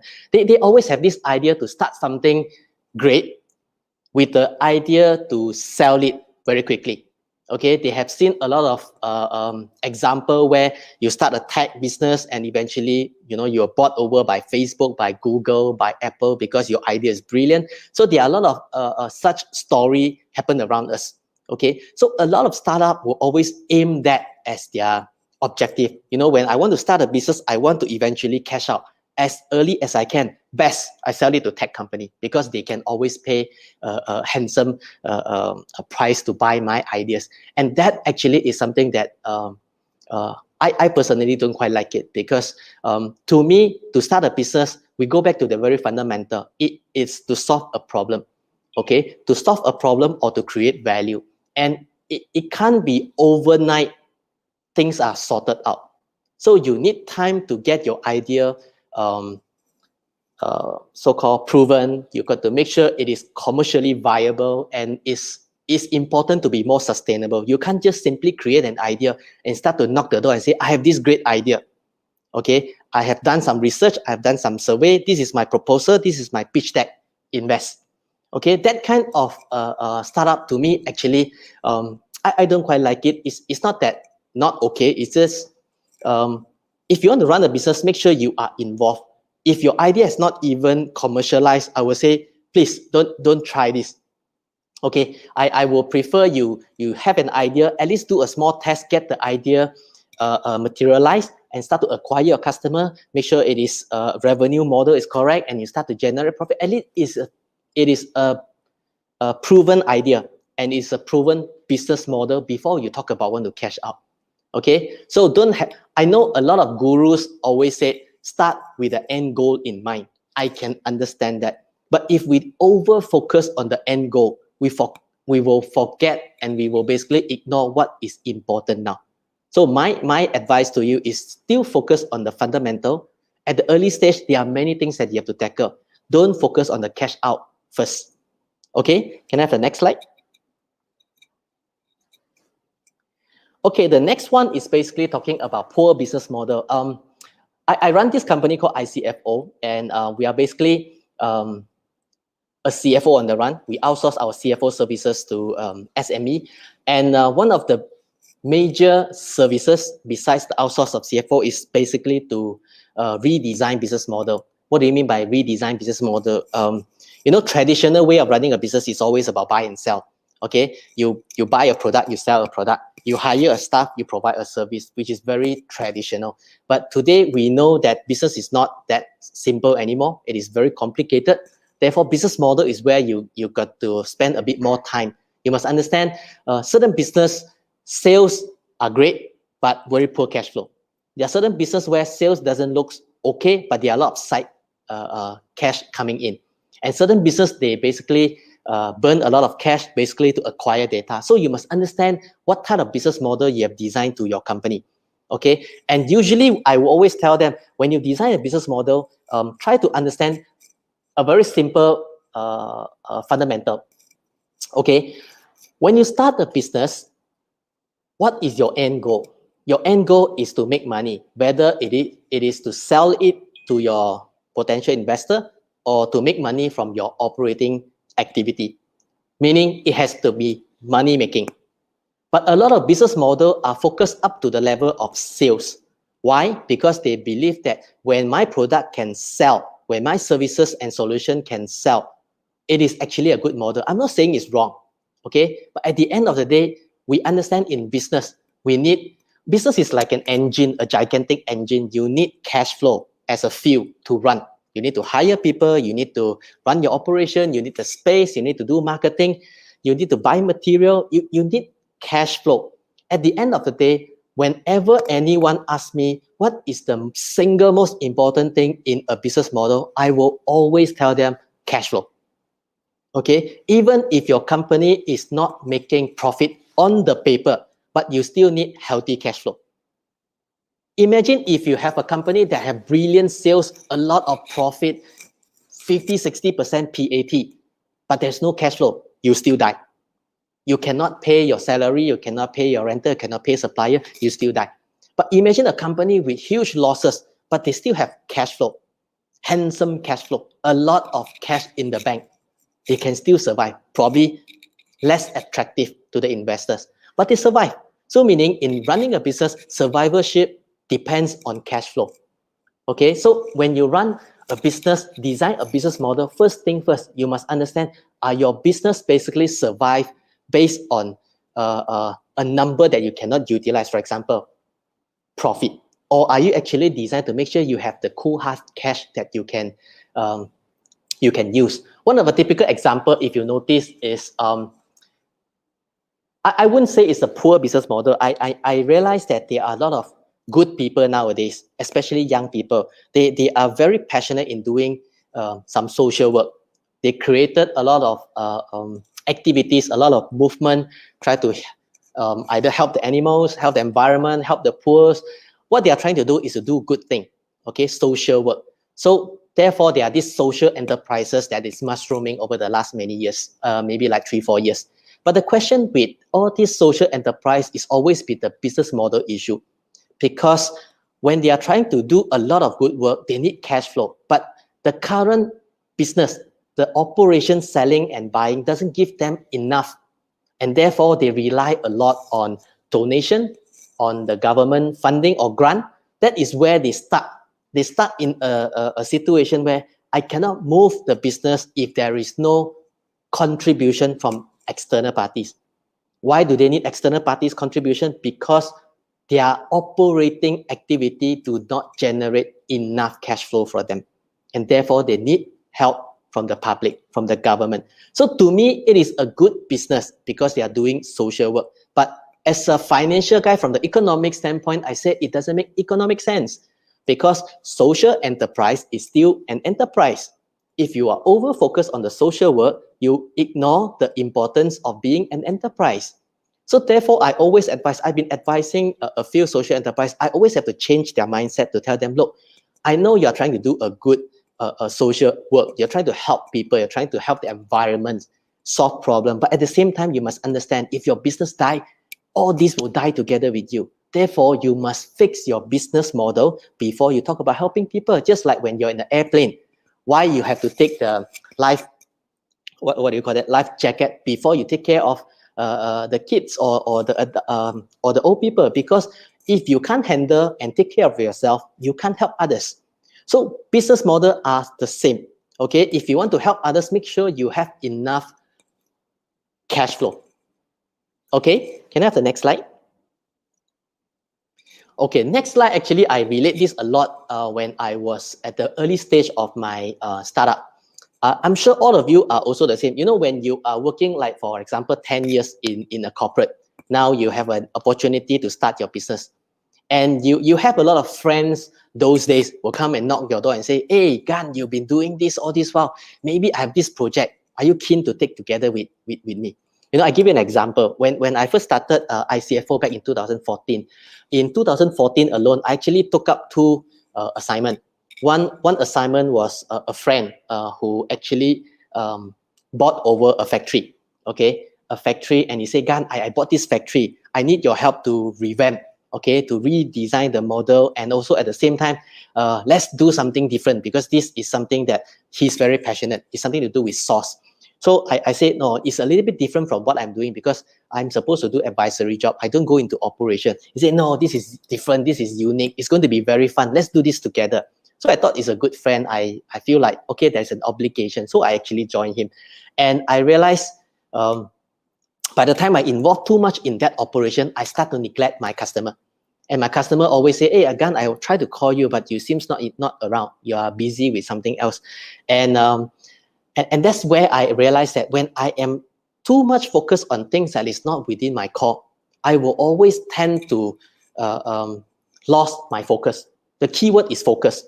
Okay, losing your focus is very bad, especially when you're at the early stage of your business. You start to see every opportunity as good opportunity, and you try to grab everything.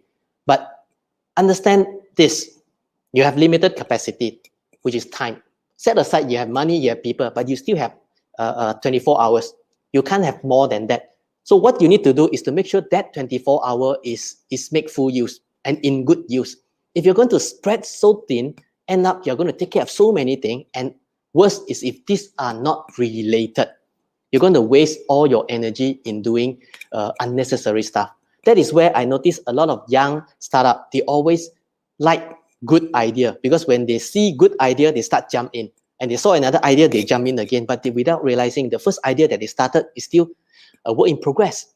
So don't do this. If you come across a lot of opportunity, unless it is very relevant to your current business or it is somehow part of your current business, your core, otherwise don't take it. I know it's a bit wasted, but if you want to run a business, run with focus. Can I have the next slide? The next one also is a little bit similar. It also talk about focus, but this is talking about internal. I work with a lot of startups, and all these startups basically, when they started, they are the designer, they are the web development, they do the marketing, they do finance, they do sales, they do everything. Okay, they probably have one or two employee, but they are the one that basically bao ka liao, they do everything on their own. Why? I see the reason why they do so, because they are very passionate in their work. Okay, for example, someone who are very good in designing, they will not like to outsource the design work or graphic to third party because they always believe their artworks are the best. No, the designer don't understand what I want. No, colors shouldn't be in this way. No, the tone is out. When you are too much into what you like, you tend not to outsource and save the time. But bear in mind, if you are spending too much time on something that is not that important, you're going to waste opportunity, because what's important are basically not done. If you're not doing the important stuff, who's going to do it? Don't tell me you're going to outsource the most important thing to third party. As a business owner, what are the things that is important to you? You should know what is important to you. If your job is to basically make sure this product can success, you have to involve in the product development. Make sure you focus your time in develop the product. Make sure it is sellable. Make sure the price point is correct. Make sure the quality is assured. Okay, don't spend time doing something that you likes to do. Okay, for example, some may say, oh, I like to decorate my office because I want my staff to feel, the environment, the hype. Therefore, you spend a lot of time to decorate the office. Come on, your business doesn't survive on the decoration. You have to focus on the right thing. Okay, focus here is very important, because if you spend too much time on doing something that is not important, you're going to fight later with a lot of extra time you need and extra money you need to fix what you left as important. Okay, can I have the next slide? I love the next one, which I call the shooting stars. When I develop business model, when I challenge a lot of participants during a pitching competition, they tend to give me an impression that the product that they sell basically can sell to almost everybody. Okay, it's like everyone can buy my product. It is suitable to everyone. Okay, that kind of slogan been always mentioned in most of these presentations. To them is, I built something brilliant and everyone will love it. Even, for example, a chocolate product, even though you don't like chocolate, you still like my chocolate, because this product is basically built for those who love chocolate and those who don't like chocolate. It doesn't sound logic to me. So what I want to say here is, you're trying to shoot the stars. It's just too far, and you're trying to shoot everyone. And unless your product are essential product, otherwise, I suggest you focus. Again, the keyword is focus. I'm sure you heard about this business tools called Business Model Canvas. Okay, I love Business Model Canvas because it is a tool that tells you how to organize your thought. Okay, you're going to consider every aspect of business so that you are not going to just jump in without expecting what to expect. Okay, one of the main important item in the Business Model Canvas, there are basically 9 of them. The most important one is basically customer, meaning you must first understand who are you selling to, and as niche as you can define. If you're selling to someone who loves chocolate, okay, then ask yourself, those who love chocolate are those who love the sweet type or the natural bitter type. Okay, even you say, okay, the bitter type, the one that less sugar, very health conscious, then you got to define whether these are the people that you're trying to sell are the one that appreciate good packaging, or those are online who do a lot of who basically can understand the content that you're trying to say. Is it because of health reason they don't eat sugar, or because they just like the bitter taste? You got to go all the way down, define until you find that particular customer. And that segment that you are targeting is what we call the customer segment. So if you can find that customer segment, your product and services how are you going to promote to them, the price point that you design for them, the marketing to reach out to them, the people that you hire in order to sell to them, got to be synchronized to that angle, that direction. So therefore, it is very important. If you can't find that particular segment very far down to a niche, if you can't find that niche, basically you are trying too general. If it is just too general, I'm not saying it's wrong. It's just that you can't have a USP, okay, unique selling proposition. Because if you can't reach out to that person and tell them, look, mine are the best, meaning you can't sell to your customer. So if you want to do that, again, the keyword is focus. Focus in finding who are you selling to. If your product is suitable to everyone, you ask yourself this question, but is it needed by everyone? So if the answer is no, meaning that is still not good enough.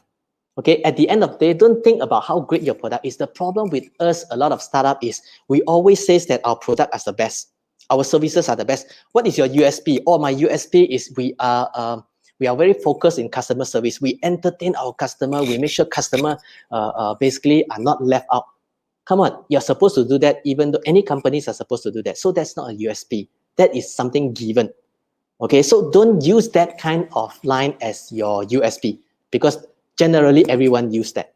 All right, can I have the next one? Next one is where usually I'm a very hot-tempered person. I am very I'm not patient. I'm not a patient guy. Every time when I talk to people who are young, okay, I always have a bit impatient when I talk to them, because first of all, not all, some of them, they just don't listen. Okay, they think that, oh, come on, I'm a university graduate, I'm a master degree holder, you know this theory, you know Jack Ma say this, you know Steve Jobs say that. I understand all these are good knowledges, but let's face the reality. Okay, a startup doesn't make you a boss. Okay, don't try to act like a boss. A lot of youngsters, when I talk to them, is they are very happy. Show me the name card, and the name card say founder and CEO. It's okay, it is fine. But when I ask them what do, they basically say, oh, my job is to hire people, is to manage people, is to raise fund. When the moment will tell me that you are only doing these 3 jobs, I think you are lousy startup. Because to me, a startup has to be a person who understands the problem, someone who feel the ground, who know how dirty it is, and somebody who know at least you at least spend half your time, okay, on the details. For example, you must understand the customer's pain point. You must know who are your competitors. Why are you different from your competitors? Why the competition is so stiff and you lose out to your competitor? Why are they better than you? Why customer go to them but not go to you? Okay, just be realistic. Don't try to imagine that, okay, my job is to hire more people, fire those non-performer, hire the performer. Those are big boys. Those are big companies. You know, you are not Donald Trump. If you want to, if you're a public listed company CEO, you can do that. You can hire the top notch. Okay, someone graduate from Harvard. You can fire someone who doesn't meet your KPI. But we are startup. Okay, managing people need time, not just money. A lot of them just imagine that, okay, I cannot hire the top notch because we don't have enough cash flow. Therefore, I need to raise fund so that we can hire elites. Let's be real, okay? If your business is not refined, don't try to manage your startup like how you manage a public listed company. Okay, just understand that to run a startup, it is not by the book. You need to understand a lot of details, and you got to work very closely with your people rather than you try to act like a boss. Okay, in startup, I will always advise them that if you are, some says that, again, should I put the name as managing director, sales manager, founder, co-founder, what should I put? I will always say, if possible, don't put any name. Just put your name, that's all. Okay, because you carry the quality. It's not the designation. That designation doesn't help you much. Okay, that is what I will always suggest to them. Okay, can I have the next slide? Now, we talk about a lot of those don'ts, meaning those are not a good way. Okay, why startup actually not do well? Because of all these practices and all these belief. So what I am going to share with you is at least a bit of solution. Okay, It works for some, it might not work for all. Okay, it's just a little bit tips which I have been using in the past that works for majority of them. So up to you. You think this is good or bad? Please feel free to share your comment in the chat room. Now the first one. Can I have the next slide? Every time when someone asks me, Gan, I want to start a business, what is the first thing I need to do? I actually didn't ask them to start with product or services. I didn't ask them to raise fund or even create a product or solution. Can I have the next slide? Okay, but what I always tell them is to get a partner. You see, I always believe that we are not perfect, especially when you have the dream to start your first venture, your first business. You need someone to talk to you. Okay, you need someone to share responsibility, someone to whack you when you're not doing well, someone to motivate you when you need help. Okay, someone to guide you when you kind of like need support. And I always suggest to them, if you have to find a partner, find someone who is not like you. Don't find someone because they think exactly like me. Okay, it can think like you, but not exactly like you. Because if exactly like you basically, you still need help on areas where you need. So if this person also happen to know the same thing, but do not know the other part, then that is not really helping. So what I always suggest is if you are someone who is very you're a product designer, you know the product very well, you know the features, you know the solution, that you want to spend a lot of time to refine it. Remember, you still need to sell this product. Find someone who are good in commercial, in business development, in sales. So at least you are not going to have two designers sitting in the room and look at the beautiful product and start to imagine who is going to sell for us. I need you to see this. It is a team that you're trying to build. But before you build a big football team, okay, find someone who can work closely with you first. I'm sure a lot are not starting the business right after school. So what they do is they probably have tried some project together with someone. For example, your colleague. You probably have worked very closely with your colleague on one of the product launching or one of the subsidiary that the company started in somewhere. So that is where you find good chemistry with this person. Okay, you looks like this person is very reasonable. This person, thinks very logic. I'm a very impatient person, but this guy seems to be a bit more cool. He knows how to handle people. Maybe it's a good match. Okay, try to find this person. Of course, if you can't find a partner, you still can start your business. It's just that you are going to work harder. You're going to have more time spent from your end. And of course, I will always say that if you want to start getting a partner, the only thing that you must know and the only thing that you must do is to have a shareholder agreement. Okay, as an accountant, I have seen many failure, many business that eventually go into argument. They have to fight in the court. They have to dissolve the company, they will liquidate the company because they cannot come to an agreement.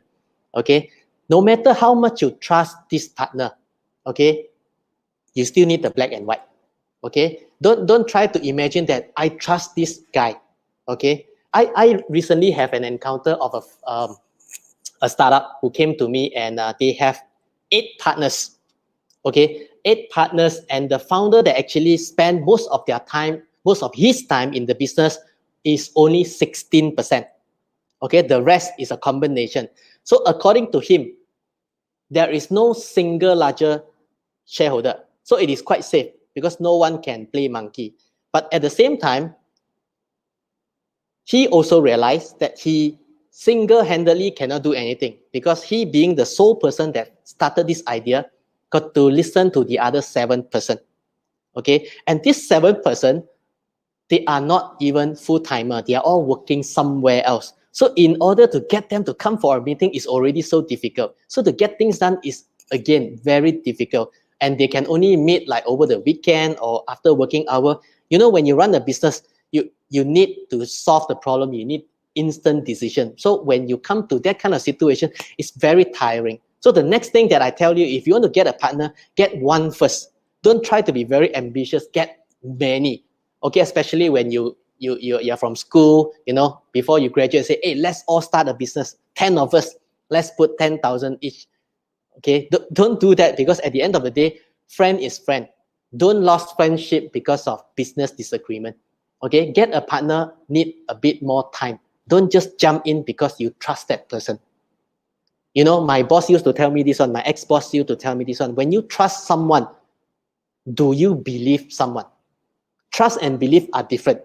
Trust means I know you won't backstab me. The personal feeling, the trust level is about I understand you well and I know you won't betray me. That is trust. But belief is different.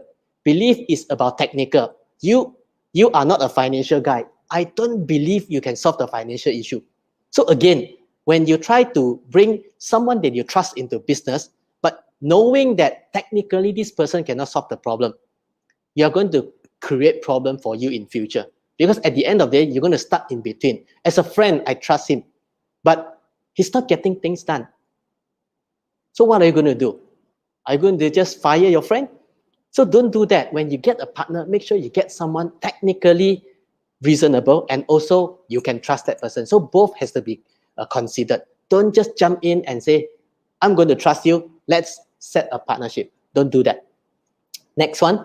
And some say, Gan, if I can't get a partner, what should I do? I would say, get a teacher. Some people are very arrogant. Some are not able to work with people. Those solo, those lone ranger, those like a warlord types of entrepreneur. They can't work with people. So no point force them to get a partner. Okay. So the best advice I always give them is then you get a teacher. Because at the end of the day, you need someone to watch you. You need someone to guide you. You need someone who can grow you. Okay. To make sure that you are able to continue running the business on a right path. More so, this person best has an experience. Now, what I'm trying to say here is there are people who are able to guide you, but they have not done it before. They probably has worked in some big corporation, but they have not run a business before. I would say those are not the best teacher for you. The best teacher for you are those who have gone through the similar path. If you are running a business, get someone who has at least run a business, successfully run a business. Okay, this is what we call the practitioner, someone who have practiced it before. Okay, don't talk to someone like a philosopher who basically just have a lot of theory, but they have no experience in it. And that generally is what you're trying to avoid, because theory works on some situation, but not all. Remember, I told you, I'm an educator that believes in personalizing education, meaning every principle and theory got to be customized. Okay, even if I'm teaching business model canvas, what's applied to you might need to be modified in order to suit the other person. So I don't believe in one solution for everybody. So when you get a teacher, get someone who basically knows you and that can spend time with you. Yes, some people may think that I want to get a high profile CEO, someone who have done it. For example, I want to get Tony Fernandez to teach me. Let's say my dad knows Tony Fernandez, okay? And Tony Fernandez is my uncle. I say, okay, Uncle Tony, can you guide me, be my teacher? Even he can spend time with you, but you got to understand one thing. Are you able to execute what he asks you to do? He's running a business which is completely different from yours. He gives you all this idea, but used to be the one that is getting too high, actually too bad thing. Once they don't have time for you, imagine you can't expect Tony Fernandez to see you every 1-2 days.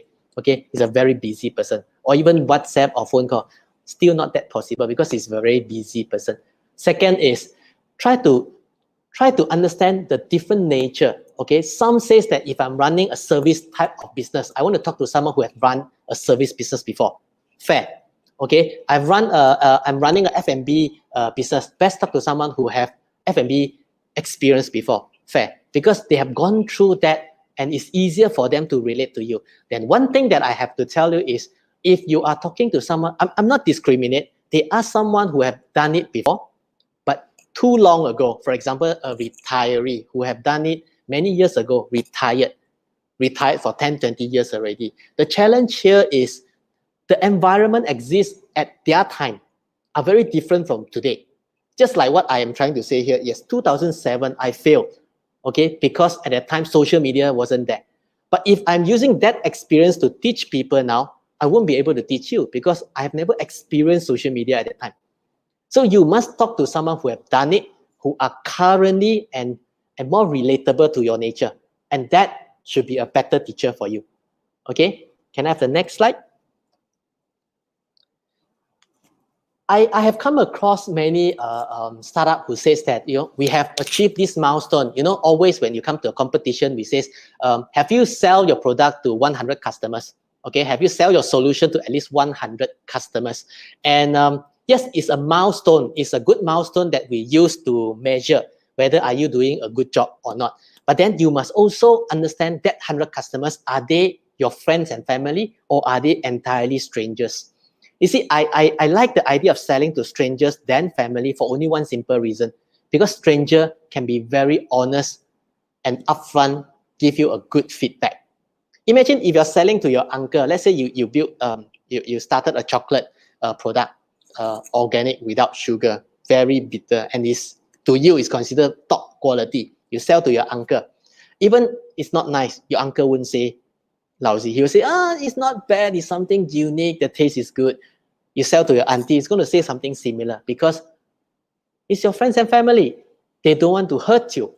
But if you sell to a stranger, the stranger is going to tell you right on the face. He say, come on, you call this a chocolate. That honest answer is going to whack you and slap you and wake you up. Why? Because you need to understand, brilliant product doesn't mean sellable. And again, brilliant product might only in your own definition. When you say it's good, it doesn't mean everybody says so. You say this product is organic, without sugar, that's why it is the best. But others say, without sugar, I cannot even put into my mouth. Then again, you are not listen to the customer. So telling the stranger give you a lot of benefit. For example, they're going to tell you why they don't like your product, for example. Or they're going to tell you whether your price point are too high or too low. Or if you're able to sell to your competitors' customer, that is best, because that means you have a unique selling proposition that can swing existing customer from the market. If you're able to prove that, that is a better milestone compared to selling to 100 customers.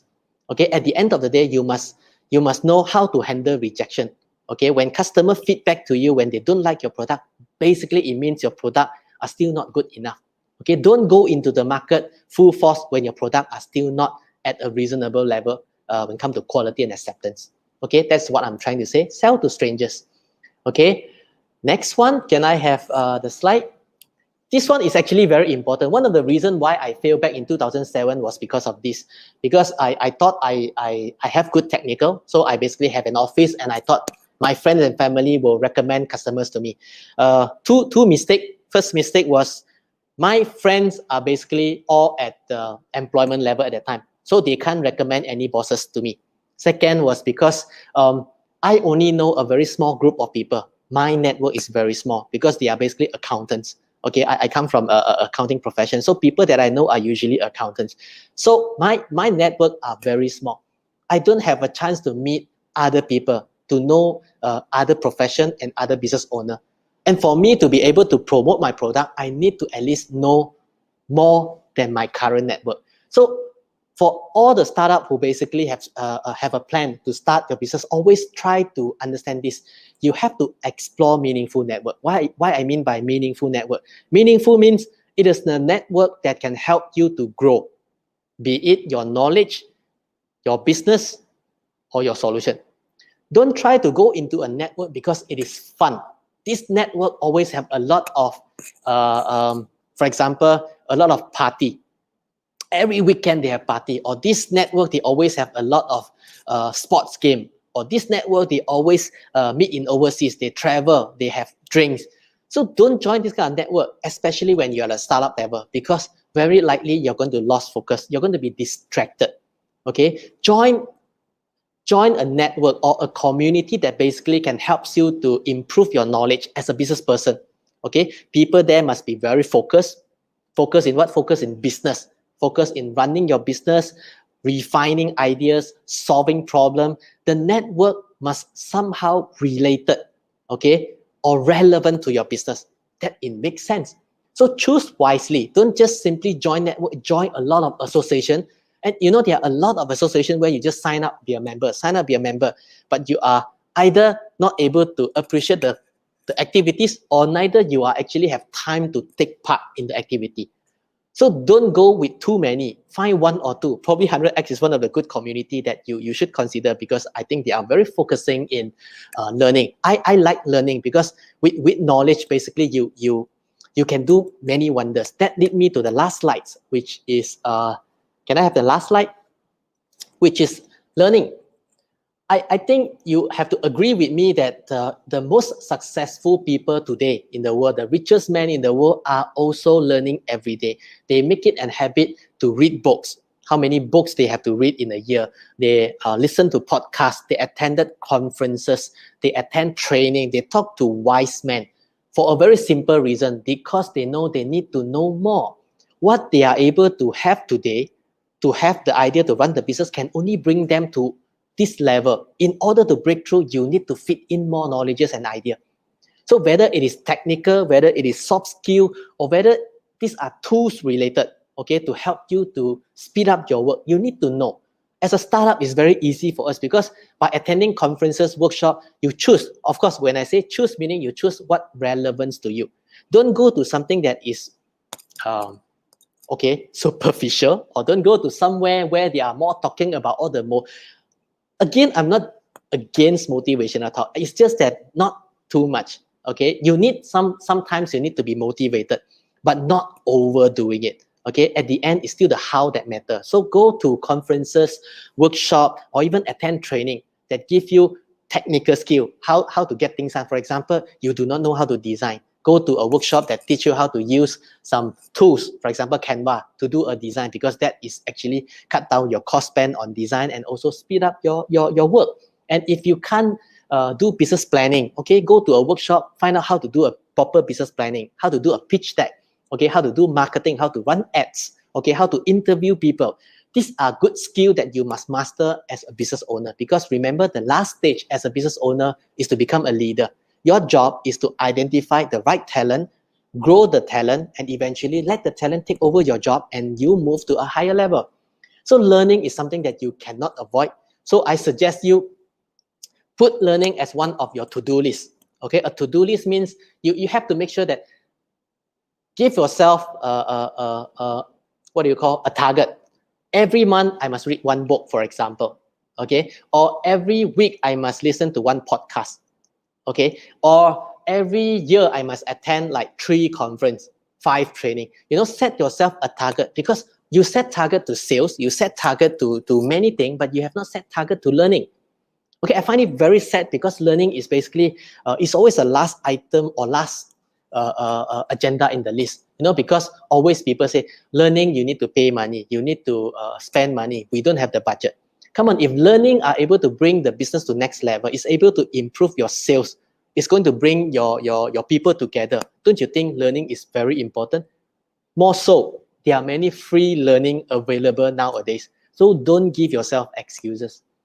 Okay, now the last item is basically a campaign. Okay, I have said so many things. I basically talk about the don'ts. I talk about some tips. But what I usually do is I try to create a simulation to tell you, instead of telling you from the business angle or to tell you from educational angle, you might not like it because it's too theoretical. And some who are probably an employee now, you might not really understand what I'm talking about. So I'm going to share with you a very simple tools. Okay, these tools was a result of my campaign that I did in September last year.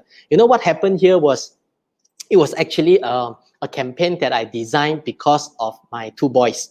Okay, I have 2 boys, one 18 years old and one 16 years old. Last year, they have their final exam in school. One is doing their year 9, and one is doing the pre-U. So it's very important exam for them. So as a father, I want to tell them that, look, you can do it. But again, I tell myself, I don't want to be too motivational talk. Okay, because if I tell them I can do it, so do you, then they will not feel it. They will just say that it's easy for you to say. Okay, I say, no, that thinks you can do it. Again, they say that you're just trying to give me all the rah-rah motivation. It doesn't really help me. So what I did was, in September last year, I created a movement basically to tell my sons, okay, to tell them, in order to get things done, you need to have 4 things. Okay, the 4 very important elements that you need to get things done. If I can get all these things done, I'm sure you can relate to your work. I'm sure you can relate to your study. So what are these 4 things? I call it SKDD. Okay. The first S is called skill. You need to have skill, whether it's technical skill or soft skill. To get things done, you need a skill. Okay. Number 2 is called K. K is basically knowledge. Okay, knowledge are different from skill. Skill can be soft skill, can be technical skill. Knowledge is a little bit different. You may talk about, you need to understand what is your competition environment. What are the alternative product in your among your competitors? You know, the knowledge in forex, okay, the knowledge in financial. These are something that you need to master. Okay, D stand for determination. Of course, to get an objective done, you must have a very strong determination. The why is very important. Okay, we've been talking about the why. So determination is where you're going to keep the why very close to you. If you're determined, you must make sure you are determined for a good reason. If I want to do this because I want to do this for my son, so I'm very determined because I love my son, so I will do it because of the strong why in me. I'm not going to do it just because I want to show and prove something. No, I want to do it because of my son. So determination becomes very important. So everybody, when you talk about the why, make sure the purpose is very relatable and it's something that you hold very closely to your heart and you're able to keep that for long. And the last D is basically discipline, which is one of the most important component in SKDD. Why I say it's important? Because you can be very disciplined, says that I want to read 100 pages per day. Maybe day 1, you did it. Day 2, you got it. Day 3, you start to slow down, maybe 90 pages. Day 4, you're very busy. Maybe you can only do 50 pages. Day 6, you start to slow down and say, today I skip because I am very busy with meeting. Another week later, you basically just skip everything. Discipline is the key to SKDD, because if you are not disciplined, you don't talk about you are determined. Even with good knowledge and skill, you're not going to get things done. So I have created a video. Can I have the link? Can you play the video, please? So I want you to understand what is SKDD and basically the fundamental and also the reason behind the entire SKDD. For those who are keen to understand more, you can actually PM me. Okay, but what I'm trying to share here is the journey of what I done over 30 days to prove that if I want to get things done, I will do it because of the discipline and determination. Can the back end show the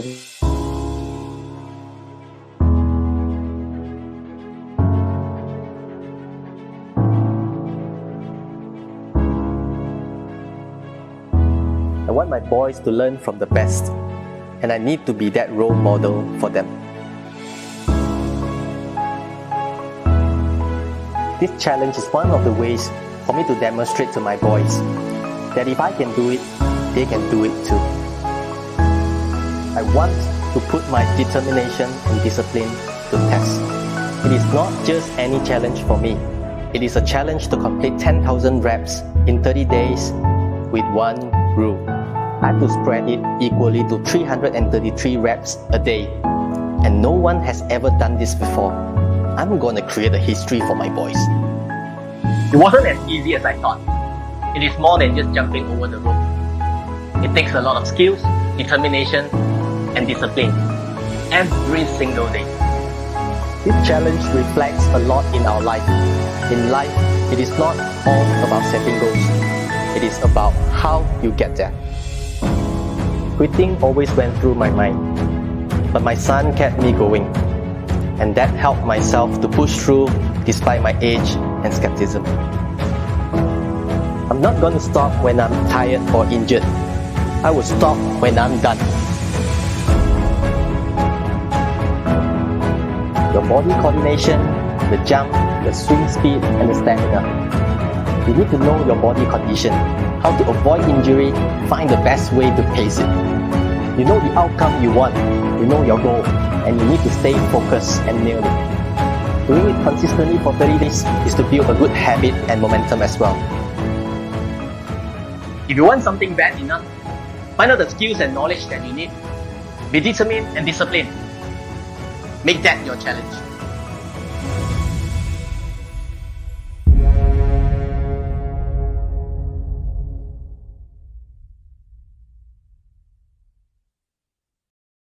to stress here is the last sentence is, if you want something bad enough, okay, that relates a lot to determination. If you always have a backup plan, for example, I want to start a business so badly. I want to have my own freedom, financial freedom. For whatever reason you say it, I want to have a business. But then you are worried. You're worried that you can make it or you can't. Never mind. I have a backup plan. I hate backup plan for one reason, because backup plan is just like losing focus. Because when you have backup plan, you are always looking at, if I fail A, I'm okay, because B can take over. The reason why I don't like plan B is also because when you have a plan B, you're always trying to improvise your plan B instead of plan A. You see, it is very, very sad if you know that you have no way out. Okay, you got to go all out and make things happen. You want it so bad because you cannot afford to fail, and therefore you must get it done. You will make sure you do it. The moment when you say it is okay, if I fail, I can still go back to work, then I will say it's very unlikely you will do it. You see, back in 2007, when I failed, it was because of my, I would say I was naive, because I thought entrepreneurship was easy. I thought I got a good technical, I should be able to make it. I failed miserably, served me right. Okay, I took the blame. But when I started this consulting business in 2014, when I first told my wife that, honey, I'm going to start business again, and it's going to be the same business like what I did in 2005. She got really worried, because so many years ago you started this and you failed miserably, so painful, you suffer, and you have heavily in debt. It took us 6 years to repay the debt, and now you want to start this again. And the worst is when the kids are already in international school and we have all this loan commitment, your property, your car, and you want to do this at this time. Are you insane? So I told myself, because I cannot continue working, because I just feel that it's time already. It's time for me to start something. I'm very determined. But at the same time, I was at the age of 40. No one wants to start business at the age of 40 from zero. When I'm already a group CEO in a big corporation, people are saying, Gan, you are xiao. You want to start something from zero, and you're not getting paid for the last 7 years. I don't have salaries. I basically, okay, there's a company profit, but the first 3 years, technically, I earn zero. But I know that I cannot afford to fail. And therefore, I remortgage my house and get, refinance my house to get some money, to make sure if I fail, at least I have still backup. But this backup is not for me to quit the business. It's for me to continue, because I need this funding to continue the journey. So I create a backup so that I don't give up. Because in business, very high chance in the 7 months, 9 months in my first venture, I give up, because after 9 months, I got no money. I have no choice but to give up. But now I know I cannot afford to give up. I refinance my house and get this money, at least can last me for additional 3 years. I keep this money because I cannot give myself another excuse. I cannot give up.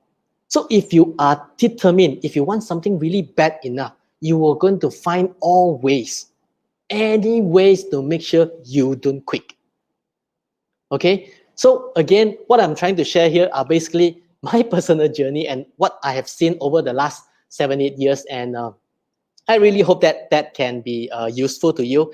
I'm going to take a while to go through all the question. Can I pass the mic back to Vivian?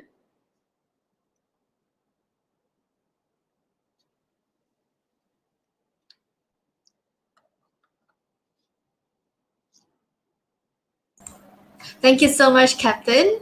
It was really great to hear your sharing here today. I see there are a couple questions here on the floor for you. So let us just start with the Q&A right now. So in the meantime, if you guys have some questions, keep it coming. We're going to open it up, the Q&A session now. One from Jeannie. So Captain, in order to find the right partner, should the partner play an important role in company decision making, or just to support or giving feedback the idea and implement the idea together? I would think very much depends on your personality.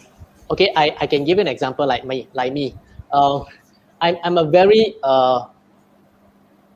I'm a warlord type of entrepreneur. I basically not easy to work with me, okay? Because when I was in corporate, I am the one that make decision. I'm the one that create ideas, and I don't. Yeah, a bit stubborn because I thought I am great, a bit arrogant. So the personality of me actually makes me a very difficult person to work with. Okay, so I have to find a partner that at least willing to listen to me and not fight with me.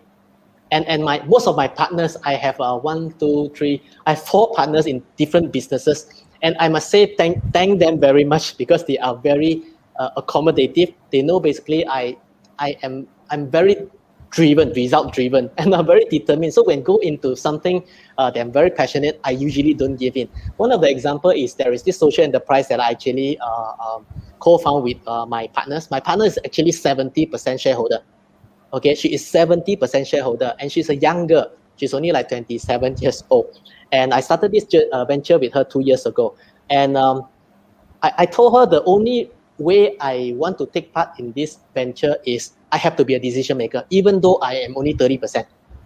Because if I join as a 30% and I cannot make decision, basically I'm just a normal investor. I might as well just invest somewhere else.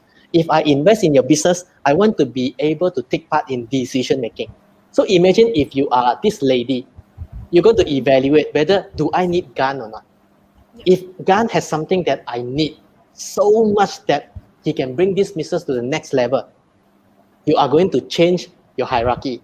What happened in our structure is we are co-founder, but I am the managing director. Because she reports to me even though she is 70%. For a very simple reason, because when run a business, you need technical and you need experience. There's no point for her to insist that I'm 70%. I need to be the one that make decision. End up, we're going to go into argument and it's bad for the business. So to answer your question, if you ask me, it really depends. If you're someone who already know a lot, that you just need someone to co-share the burden and responsibility, find someone that give you feedback good enough.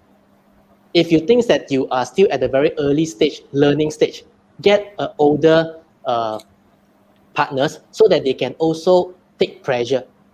Okay, but more important is find someone to have common value. Okay, for example, your idea is to build this business because you want to solve problem, but this potential partner comes in and say, I see this opportunity, why don't we build this and sell immediately? If you are not able to agree to this, don't bring in the partner. Yeah, that's what I recommend if you are to choose a partner. Mm-hmm. Thank you so much, Captain, on your thoughts on this. So, yeah, share the value, same value here. Yeah. All right, do we have a next question for Captain here? I've seen a lot of good words about the video. It's an awesome video. Got to know you and your own movement. Benjamin saying amazing. I saw some of my partners here already. They are very supportive. Yeah, very supportive. Yeah. Leon was like, very inspiring and helpful guide. I wish all startup entrepreneurs must go through your sharing. This is amazing. That's right. If you have missed out this sharing session, ladies and gentlemen, please watch back the replay. Okay, I highly encourage all of you to watch back this video, this Facebook Live again. We're gonna put it up on our Facebook page, 100x Connects Facebook page. Go back and watch it again. And if you think that one time is not enough, go and rewatch it. It's a lot of value you can get back from Captain Gan's sharing here today. Sheila's good and sound sharing, Captain. Thank you, Sheila. Sheila is also my pai. Yeah. Okay, so Captain, while we wait for the next question coming in, could you just share with us very briefly, for people who want to start a business, like they are still working, okay, right now, for people, what can they do, to start their business, to ensure that it doesn't fail? What is the one most important key for them? Okay, what I'm going to say might not be agreeable to many people, because I think 2 weeks ago I actually wrote an article in LinkedIn, and I received a lot of different comments, left, right, center, and they are not agreeable to what I say. What I say was very simple. I have to look at it from two angles. Okay, I call it side hustle. Okay, it's like a freelancer concept. When you are working 9 to 5, you have free time. You have a business idea. You dare not jump in full time. So you're going to do your 9 to 5, and then after 6, you're going to do your own work. Saturday, Sunday, you're going to focus on that so-called business idea that you're working on. Now, what I see is actually not a fair arrangement. Why? First of all, I see from the employer standpoint. Okay. Yes, some says that it's after working hour. What are you talking about? It's not. You're not paying their after working hour. But again, the key word here is focus. How many of us can actually be very disciplined? 9 to 5, I'm not going to imagine anything about my business. And I'm going to do that only after 6 and Saturday, Sunday. Because the moment when you start to have this mind start shifting and move out of your daily work, you're going to drop the quality. Okay, some can tell me that no, there are people who can do it, but there are also people who can't do it. So my answer is both sides. I look at the employer, they are going to be very upset because imagine today MCO. A lot of SME are fighting for survivorship. I'm trying to keep the business alive in order to hire all of you. But you are telling me that because you are worried about your salary or worried about your future, you start to have a side hustle and therefore you dilute your focus in doing your work. I will feel very disappointed because I'm trying to help, but I'm not getting the full support from the people that I hire. So that is one. Second is about the employee. You see, I always say that if you are so confident on your work, be determined and just go all out. Because what's the reason why you refuse to start the idea full time? Because you worry, you have doubt, or you basically have no confidence on your work. Now, the question here is, if you have no confidence on your work, don't waste time. Okay, because you're going to waste your time, you're going to waste your employer's time, and you're going to waste everybody's time. So if you think that I'm going to just temporarily do this because MCO, I'm very worried. After no more MCO, when I find a better job, then I will just drop this business idea. I will full-time working on the work. Then again, I will say, don't do it, because I understand financial is actually a key. But to me, I like the idea of starting a business for a purpose. When you start a business for a purpose, it is actually a good purpose because you are trying to solve problem or help people. For example, if you are selling nutritious product, diet, healthy product, you are trying to help people to have better lifestyle, better health, and a better body, lose weight. It's actually for a good reason. But why are you not able to go all out? Because you have doubt on your intention. Your intention is to make money. Your intention is not to help people. That is the reason why you cannot go all out. So I always challenge your purpose, your why is not strong. That is the reason why you cannot go all out. Some will tell you that no, you cannot understand because I have commitment. I have my commitment in 2014 when I started my business, but I know I cannot go back. I took a loan, I go all out. So if you want to be an entrepreneur, you must understand you cannot have backup plan to make sure you fail and you can go back. So that's why I wrote in the article and said that, no, if the side hustle is mainly just as an alternative, might as well don't do it because the purpose is not real. I believe doing business have to be very much related to the purpose because that is what you share to people and that is what people are going to buy from you. Yeah, that is what I would suggest. That's a very, very different point of view here. Not Yes, the I know. usual one we always hear regarding this advice. So I guess the point here is leave no stones unturned, right? From captains. Yep. Leave no stones unturned, guys. Okay, so we have another question here from Benjamin. How to get rid of the fear of delegating tasks to other people and risking it ending bad? That's a good one. Okay. Yeah, it is a very good question. I maybe can share with you this experience of my partner. My partner is a very creative lady. Okay, some of them may know who she is. She's a very creative person. She can create even camouflage car for BMW. You know, that kind of level. She's very good with her work. But the problem is also because she is creative. Because when she is so creative, she basically don't trust other people's creative work. Even when we outsource to a so-called consultant or a creative agency, she will have problem dealing with these people because they say, oh no, you are not getting the message. No, this is not what I want. This is not our company's theme. The colors are different. No, the display doesn't. So I have this problem convince her because to her it's like even a small difference can create a big damage in her definition. But to me is how bad can this be? Okay, the keyword is how bad can this be?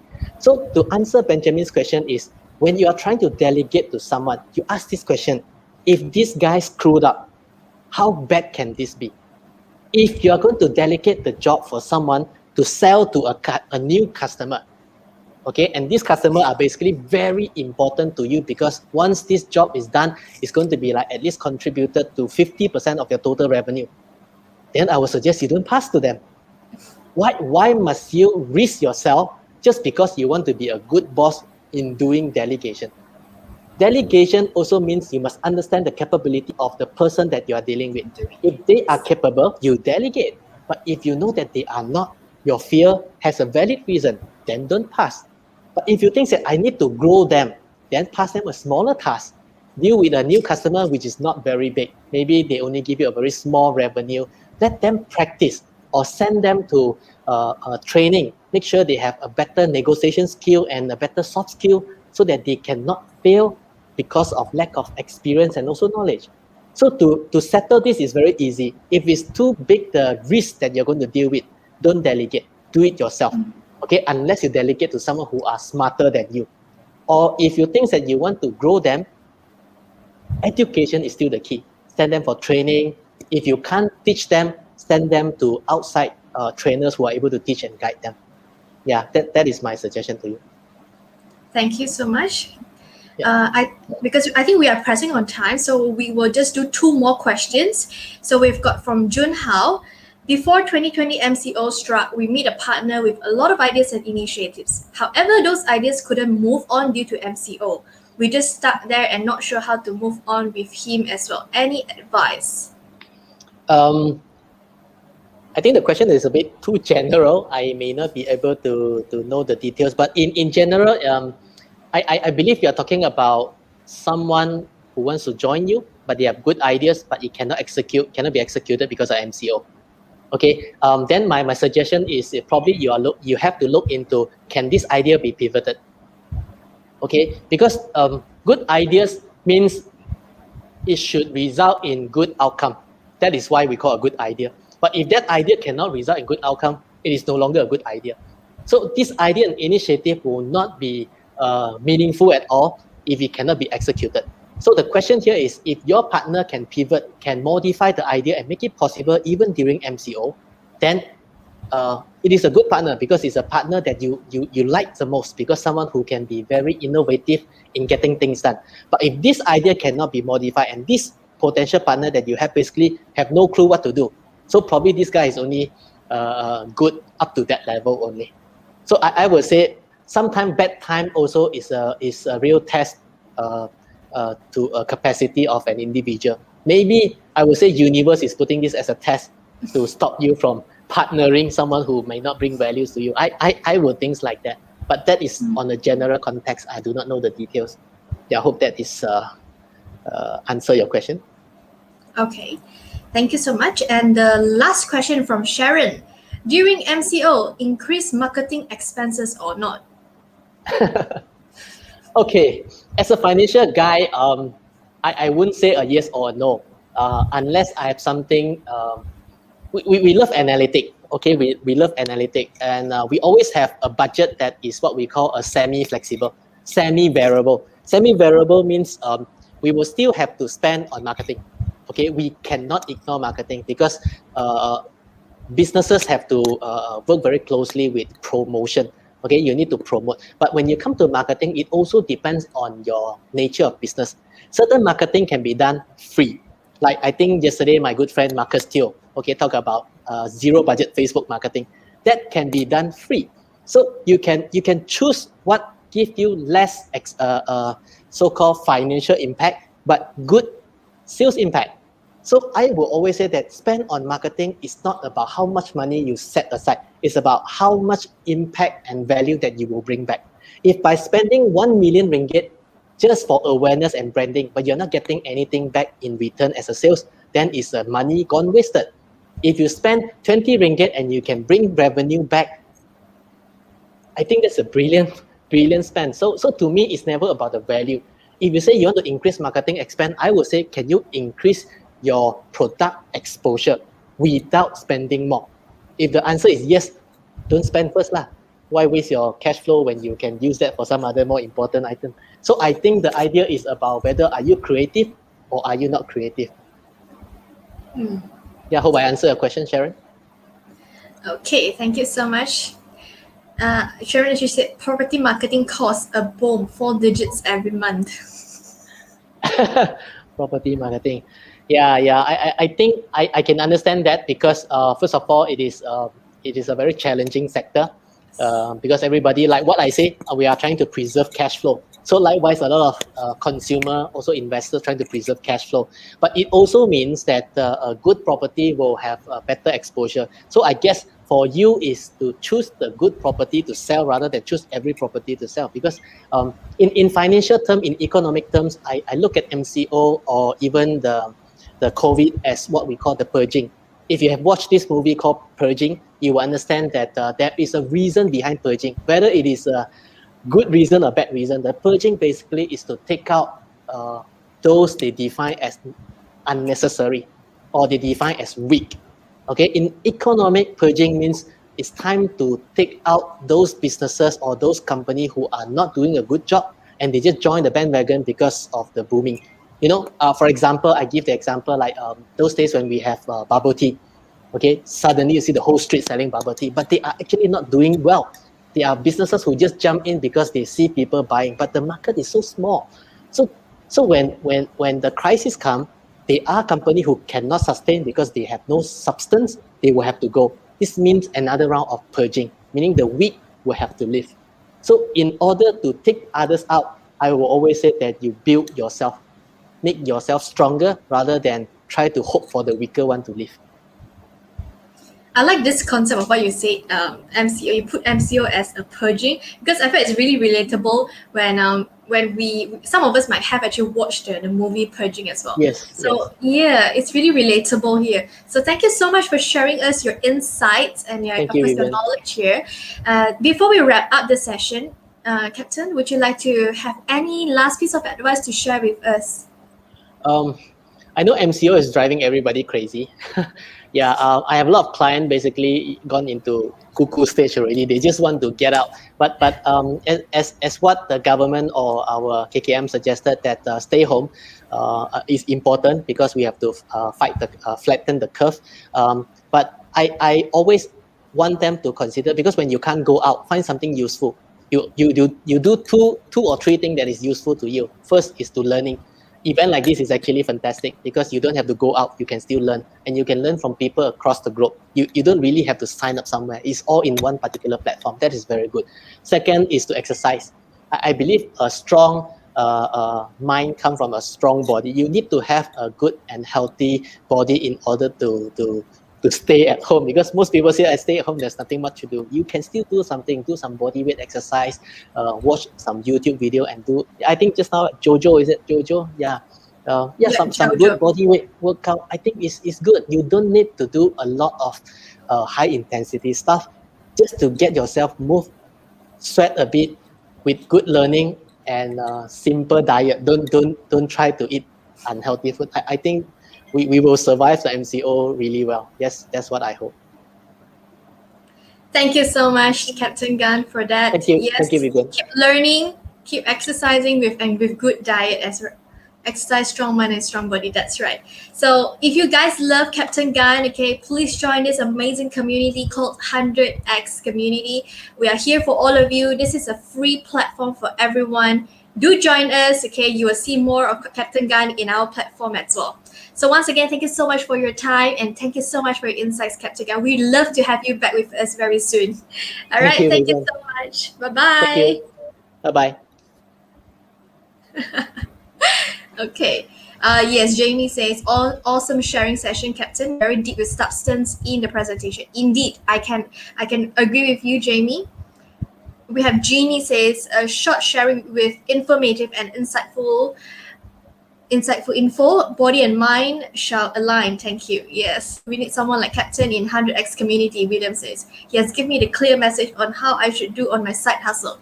That's right. It's saying a lot of positive message here for Captain Gan. So thank you so much once again to Captain Gan. You are really inspiring. Okay, your message here is really very clear. So thank you so much for being a part of our summit here as well. So ladies and gentlemen, we are going to put out the feedback form right now. If you have any feedbacks for our speaker, you have any feedback for our session, do let us know in the feedback form. How can we improve? Where are the places that you see there's an area of improvement for us? Or is there anything that you like to, you like to comment on our 100x Entrepreneur Summit? Feel free to do so at the feedback form. And if you love our session, join our membership at www.100xconnects.com/membership. It is absolutely free. We're opening this up for all of you. Okay, it's free for all of you to join. Do join us right now. Okay, click onto the link and click join us. Okay, click join us today. Now we're gonna proceed with the free giveaway. Okay, our Facebook Live giveaway right now. It's a free giveaway for all of you for participating in our Facebook Live. So how we're gonna do this is I want all of you to share, tag your friends in. Okay, please share, tag your friends in, and then type the keyword. Okay, everyone type the keyword. So the first keyword here, everyone type captain. Okay, everyone type captain. Type captain in the comment box below. Okay, everyone type captain. This is the first keyword for us to select the lucky winner for the 30 ringgit Shopee cash voucher. So guys, come on, let's type captain down below. Okay, type captain down below. We're gonna give away 30 ringgit Shopee cash voucher. 30 ringgit Shopee cash voucher. Super sharing. Valen said join. Thank you so much, Valen. Now everyone type captain right now. Type captain. You stand a chance to win a 30 ringgit Shopee cash voucher. Okay, a 30 ringgit Shopee cash voucher right now. Okay, come on. Everyone, have you guys shared? Have you guys liked? Have you guys tagged a friend in? Okay, we're giving away 30 ringgit Shopee cash voucher now. I want to see the keyword. I want to see you guys participate in this. I want to see you guys share and tag your friends. Okay, share and tag your friends. We've got 3 30 ringgit Shopee cash voucher. Okay, we've got 3 of them. Okay, let's see. Okay, I've seen a lot of you guys already participating. Thank you so much for doing so.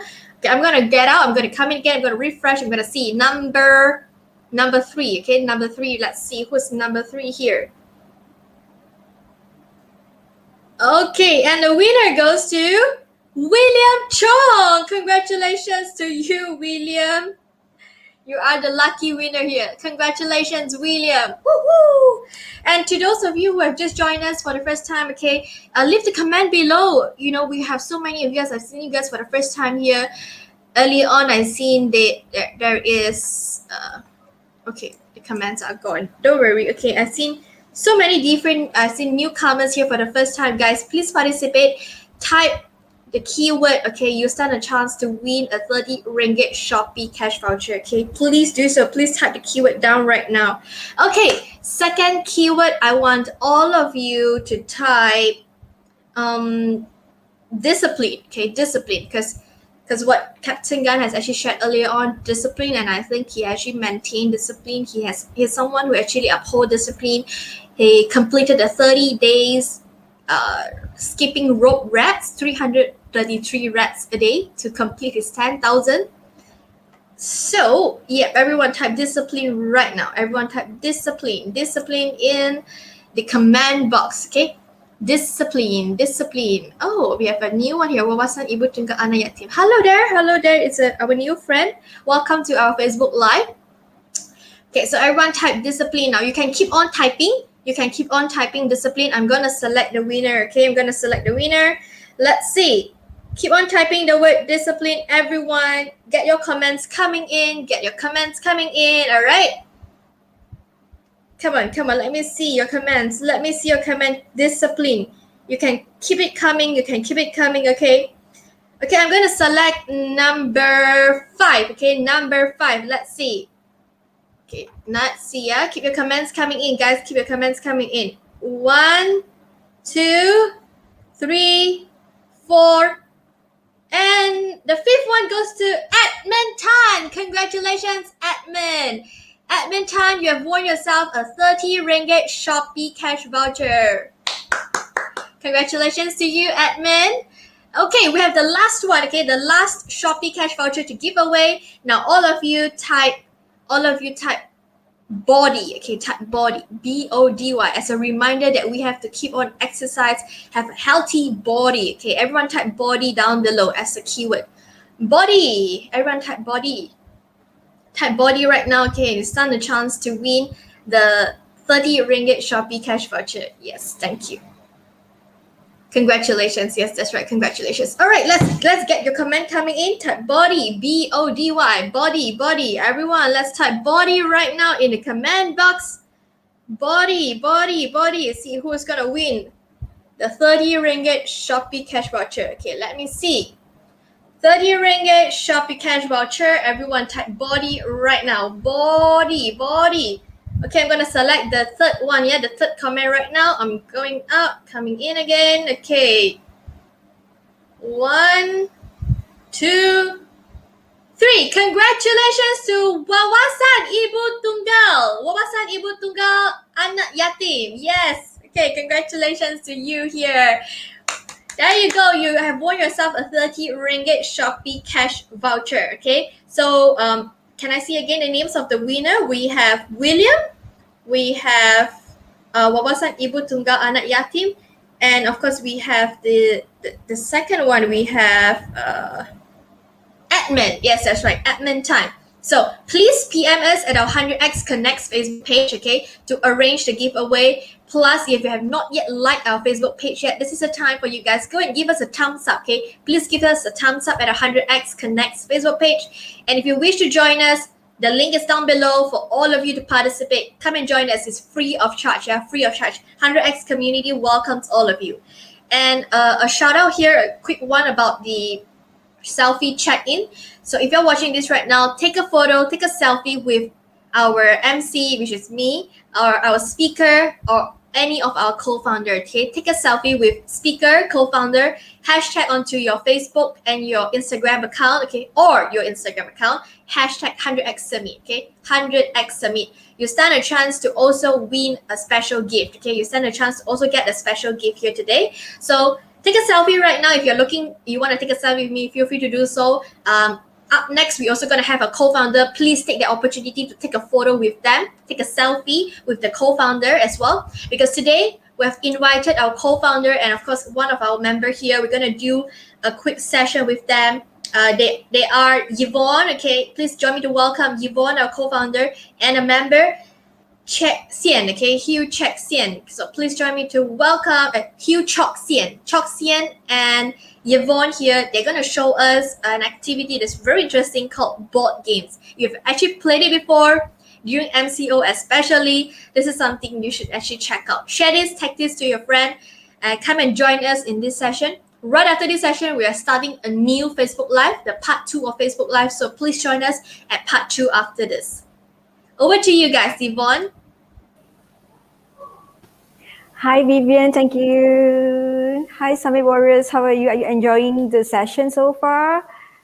Let's relax ourselves today a little bit. For now, we're talking about hobbies.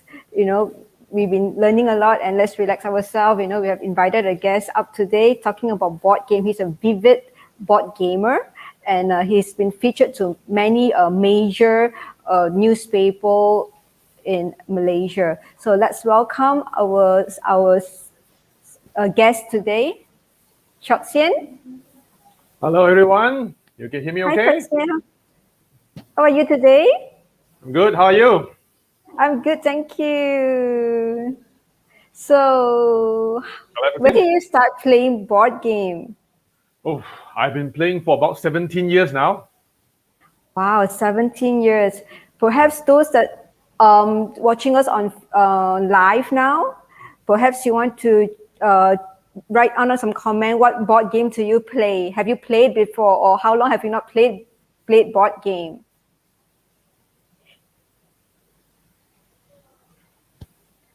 Hello, Benjamin. Perhaps I could pass over to you to present your board game session. All right. Okay, I've started the screen sharing. The MC, can you help me to share my screen?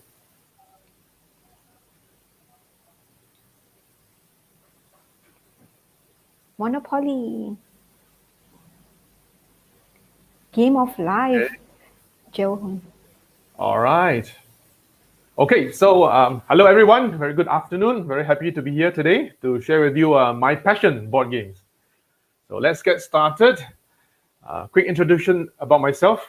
I've been playing board games very intensively for about 17 years now. I've been a blogger for about 13. I've played more than 850 games so far. I own myself about 300 board games. So from these numbers, you can see I'm a guy who is pretty crazy about board games. So today I'm here to share with you a little bit about this craziness. Yeah. Okay, in the chat box, I see the first board games people think about is probably Monopoly. There are actually many board games around us, but we may not think of them as board games. So as I go through the next few slides, probably you will find out, that's something I know, but I haven't really thought of it as board games. Yeah, Monopoly is the first one. I'm sure all of you know chess. With the Queen's Gambit TV show being so popular now, I think many people are going back into chess. Yeah. Mahjong, I'm very sure many of you also know Mahjong, although we may not think of it as a board game. We have Ludo. I'm sure many of you have played this before. Risk. Okay, this one may be a bit rarer, but still something you can find in most toy stores. Playing cards. Yeah, sometimes we don't think of this as a board game because there's no board. Yeah. But it is something that we play with friends face to face on a table. So I also classify this as a board game. And there are so many games you can play with cards. Yeah, blackjack, poker, goldfish, yeah, Jongkak. Yeah. Traditional games. Sometimes we don't think of them as board games, but this is also a game that we play. Scrabble. I'm sure everyone knows what Scrabble is. Uno, also very popular, still available, widely available. Go, okay, or in Chinese, 围棋. This is something we may think of it as something that's very serious, but in a way, this is also a board game. This one, maybe not all of you will know this. This is Hanafuda. This is a traditional Japanese card game. So just like the Western card games, it is also a set of cards you can use to play a few different types of games. Okay, so these are some of the more common board games that you will have. Most of you would have seen most of these. Okay, so why do people play board games? In the end, what is most important is people play it because it's fun. Yeah, we don't play board games because we have some ulterior motive or we have some agenda. It is simply because we enjoy it. It is fun. Of course, playing board games, there are many other benefits, many things that we get out of it other than simply fun. The theme of my sharing today, it is about human interaction. In the current day and age, I think most of us are so much slaves to our handphones, our iPads, our laptops. A lot of times we forget to spend more time on human interaction. So board game is one of the most important things is having that human interaction.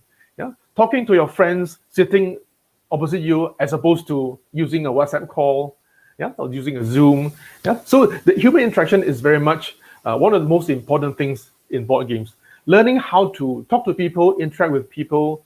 When you play games, sometimes you lose, you get upset, or sometimes when you win, you may feel you want to gloat. Yeah, so board games is a chance for us to learn to lose gracefully, for us to learn how to win gracefully. Yeah? Learn how to interact with people. Board game is also about family bonding. These are my children when they were a bit younger. So board game is an opportunity for me to spend time with the family, also to spend time with friends, to create memories. This is a game my children like a lot. So in the future, when they grow up, when they get older, it will always be something that they will remember. They have spent time with their father playing games. Board games also teach you, get you to train your logical thinking. It is a mental challenge. So some people enjoy doing that because they get this challenge. So if you want to train your kids on some of this, you want the kids to be good at maths, board games can help. So that's one of the things When we play, we may not think of it very consciously, but it is something that we get out of playing games. Manners and etiquette. Imagine if today I invite you to play with me snakes and ladders, you will probably think, wow, this is a game with no decision making at all. It's a silly game, right? And I think most of you will think that one. Yeah? But imagine if this is a game you play with a 3-year-old, they will actually get something out of this.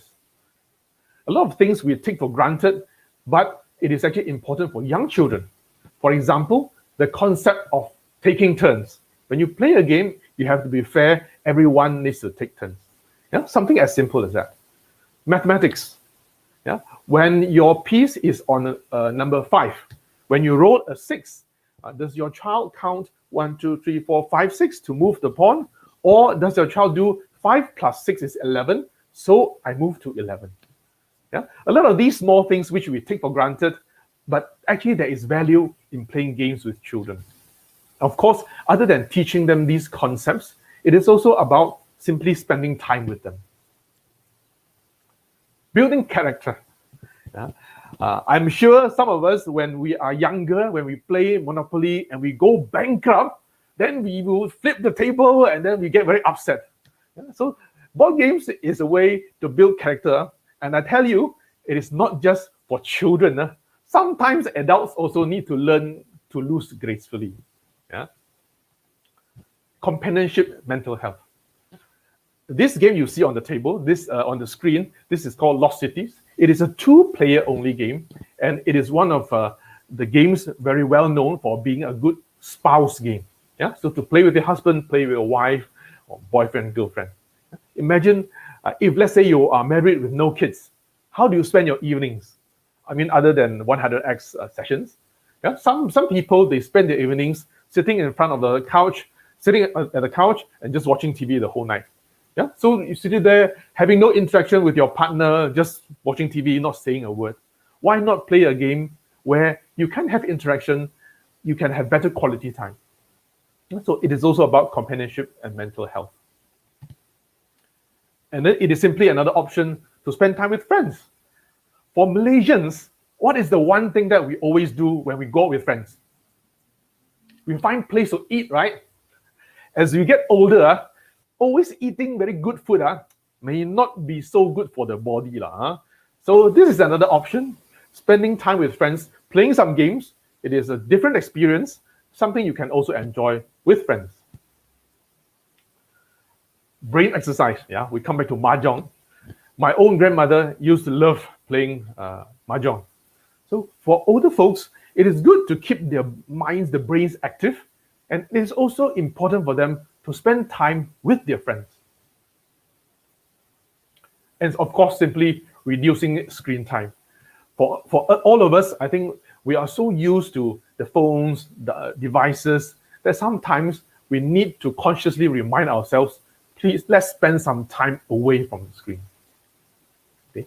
So today I want to also share with you some of the board games available out there, which you may not be so familiar with.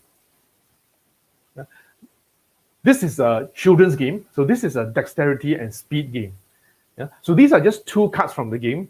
The objective of this is you need to find 2 elements. You need to find one picture which appears on both of the cards.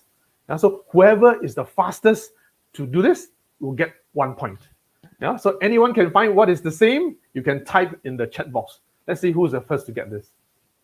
Yeah? So something as simple as this, it is about who is the fastest to spot something. Dexterity game. Yeah. Look for one of the pictures in these 2 photos which appears on both of them. Yeah, there's only one thing that appears on both. So this is one example of a type of game. So this is a dexterity game. Yes, correct. Junhao is right. The little orange guy. Yeah, you see everything else it doesn't repeat. Only the orange guy repeats. Very, very good. Okay, this is one type of game. So this is a children's game. Another type of game, this is also a children's game. What you do here is with the monkeys are actually catapults. So you need to use the monkeys to launch coconut, these are rubber coconuts, into the cups. So something very silly, very simple. it sounds easy, but it's actually not so easy to do when you actually play. Yeah? So this is another type of game. We have memory games. I'm sure many of you have played with cards. With a card, you need to flip open 2 cards and then to look at whether they match or not. Yeah? So this is a game about matching pictures. Oops. All right. There are trivia or educational games. So if your kids like animals, so this is one game which they will probably enjoy.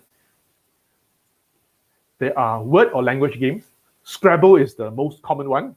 But there are many other games which are related to words, language. And of course, then these games can help your children's vocabulary. There are cooperative games. Most of us, when we play games, they are competitive. Only one person will win. But there are games where instead of being competitive, you actually play together and then you try to win together. So it's either everybody wins or everybody loses. So this kind of game, it can also be good for example, you want to do company team building. This is the kind of game which is good. With families, it's also good because then you don't need to compete with your 10-year-old son and then beat him very mercilessly, but you can play together, and try to win together. There's actually a Malaysia version of this game. This is called Pandemic. So if you're interested, later you can check out this link. This is one cooperative game which is very unusual. You can see this picture. Everyone is holding the cards back to front. You don't know your own cards, but you can see all your friends' cards. This is a cooperative game. Now, this one, it includes a real-time element. When you play this game, there's a 10-minute countdown. Within 10 minutes, you need to escape from a temple. So this is one variation where you have the timing element, which makes the games very exciting. There are games with dice, rolling a lot of dice and try to get the result you want. There are games, micro games. This is a very famous game which only has 16 cards, 1/6. This is a game from Japan. There are games with secret identities. So within a group, so 1 or 2 persons are actually bad guys, but we don't know who they are. So when you play these games, the bad guys try to achieve something, the good guys try to stop them. So this is another type of game, very good in a big group. There are some games with a spatial element, like Tetris, you need to fit things in. So this challenges you to think about space, about rotation, how to position pieces, and so on. There are games which are exit room games. Basically, as a team, you try to solve a series of puzzles to allow you to escape from a certain situation. So these are riddle games, you can say. There are some games which is a one person versus a whole team. So one person who plays the evil boss, then the other people will play the heroes. They need to work together to defeat the boss. That's another game type. And there are also games which are war games. So these are historical simulation games. If you want your children to do well in history, well, at least the part related to wars and battles, then this is the type of games you can get them interested in. So I've shared with you quite a lot of different types of games available, other than the ones that we usually know. If you are interested to find out more, so this page here has some resources you can look up. I think later on when you look at the replay or you can take a screenshot, then this can be useful to you. For me personally, board games is about spending time with people. Spending time with my kids, spending time with my friends. So that's something that keeps all of us happy, keeps us sane when we have challenges, day-to-day challenges. It's a good way to spend time. It's a good way to spend quality time. And I want to leave you with this saying here. You don't stop having fun when you grow old. Okay? You grow old when you stop having fun. So this picture is my uncle. So he is definitely not so young, but still young at heart. Okay, so this concludes my sharing today. So I hope you find this interesting. Get a quick glimpse into the world of board games, what are available out there. So if you find this useful, you can follow some of these links here to learn a bit more about board games. If you like to, you can also contact me. So I'm of course very passionate about this hobby and very happy to share with everyone. All right. Hi, thank you, Chatsin. Thank you so much for coming up and sharing so many interesting board games with us. Perhaps one day after the MCO, we could invite you to come over and we could have a board game session together. Yes, we'll be happy to do that. We will so love to have you in here. Thank you so Right. much. So we are going on to the next session, part 2 of the day. So let's move. This session will end soon, and let's jump over to the part 2, another video. All right. See you there. Bye.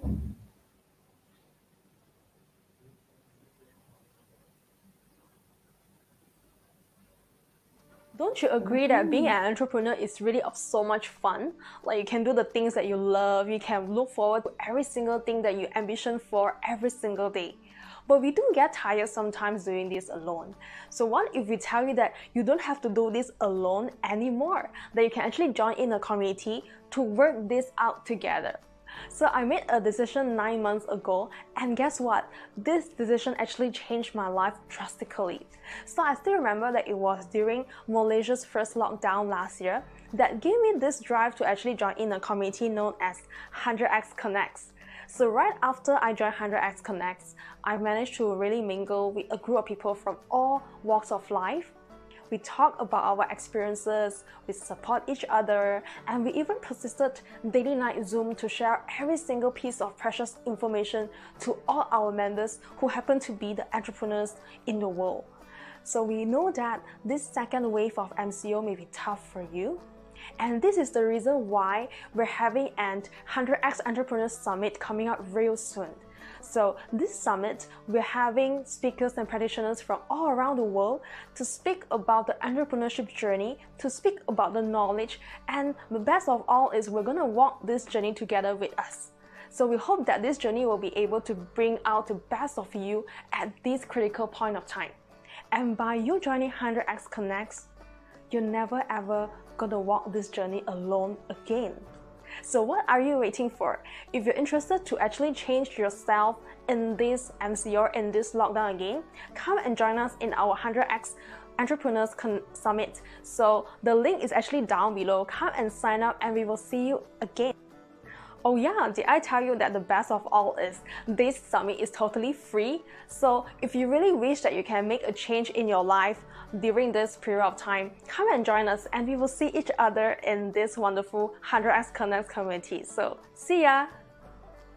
100X Connecting Entrepreneur Community had helped me to be more confident as a person. Few months back, a reputable tuition center chain contacted me. They invited me to join their holiday program they organized as a Japanese teacher to teach 60 students per session and total 8 sessions. I agreed with ease this time and with confidence because 100X gave me the opportunity to be a moderator, sharing weekly on the ongoing book sharing session with my partner Chanel, and have observed many speakers presenting on our nightly Zoom session. Let's do the math. I've joined 100X since 8 months ago and attended 25 sessions a month. That gave me a whopping total of 200 presentations since May 2020.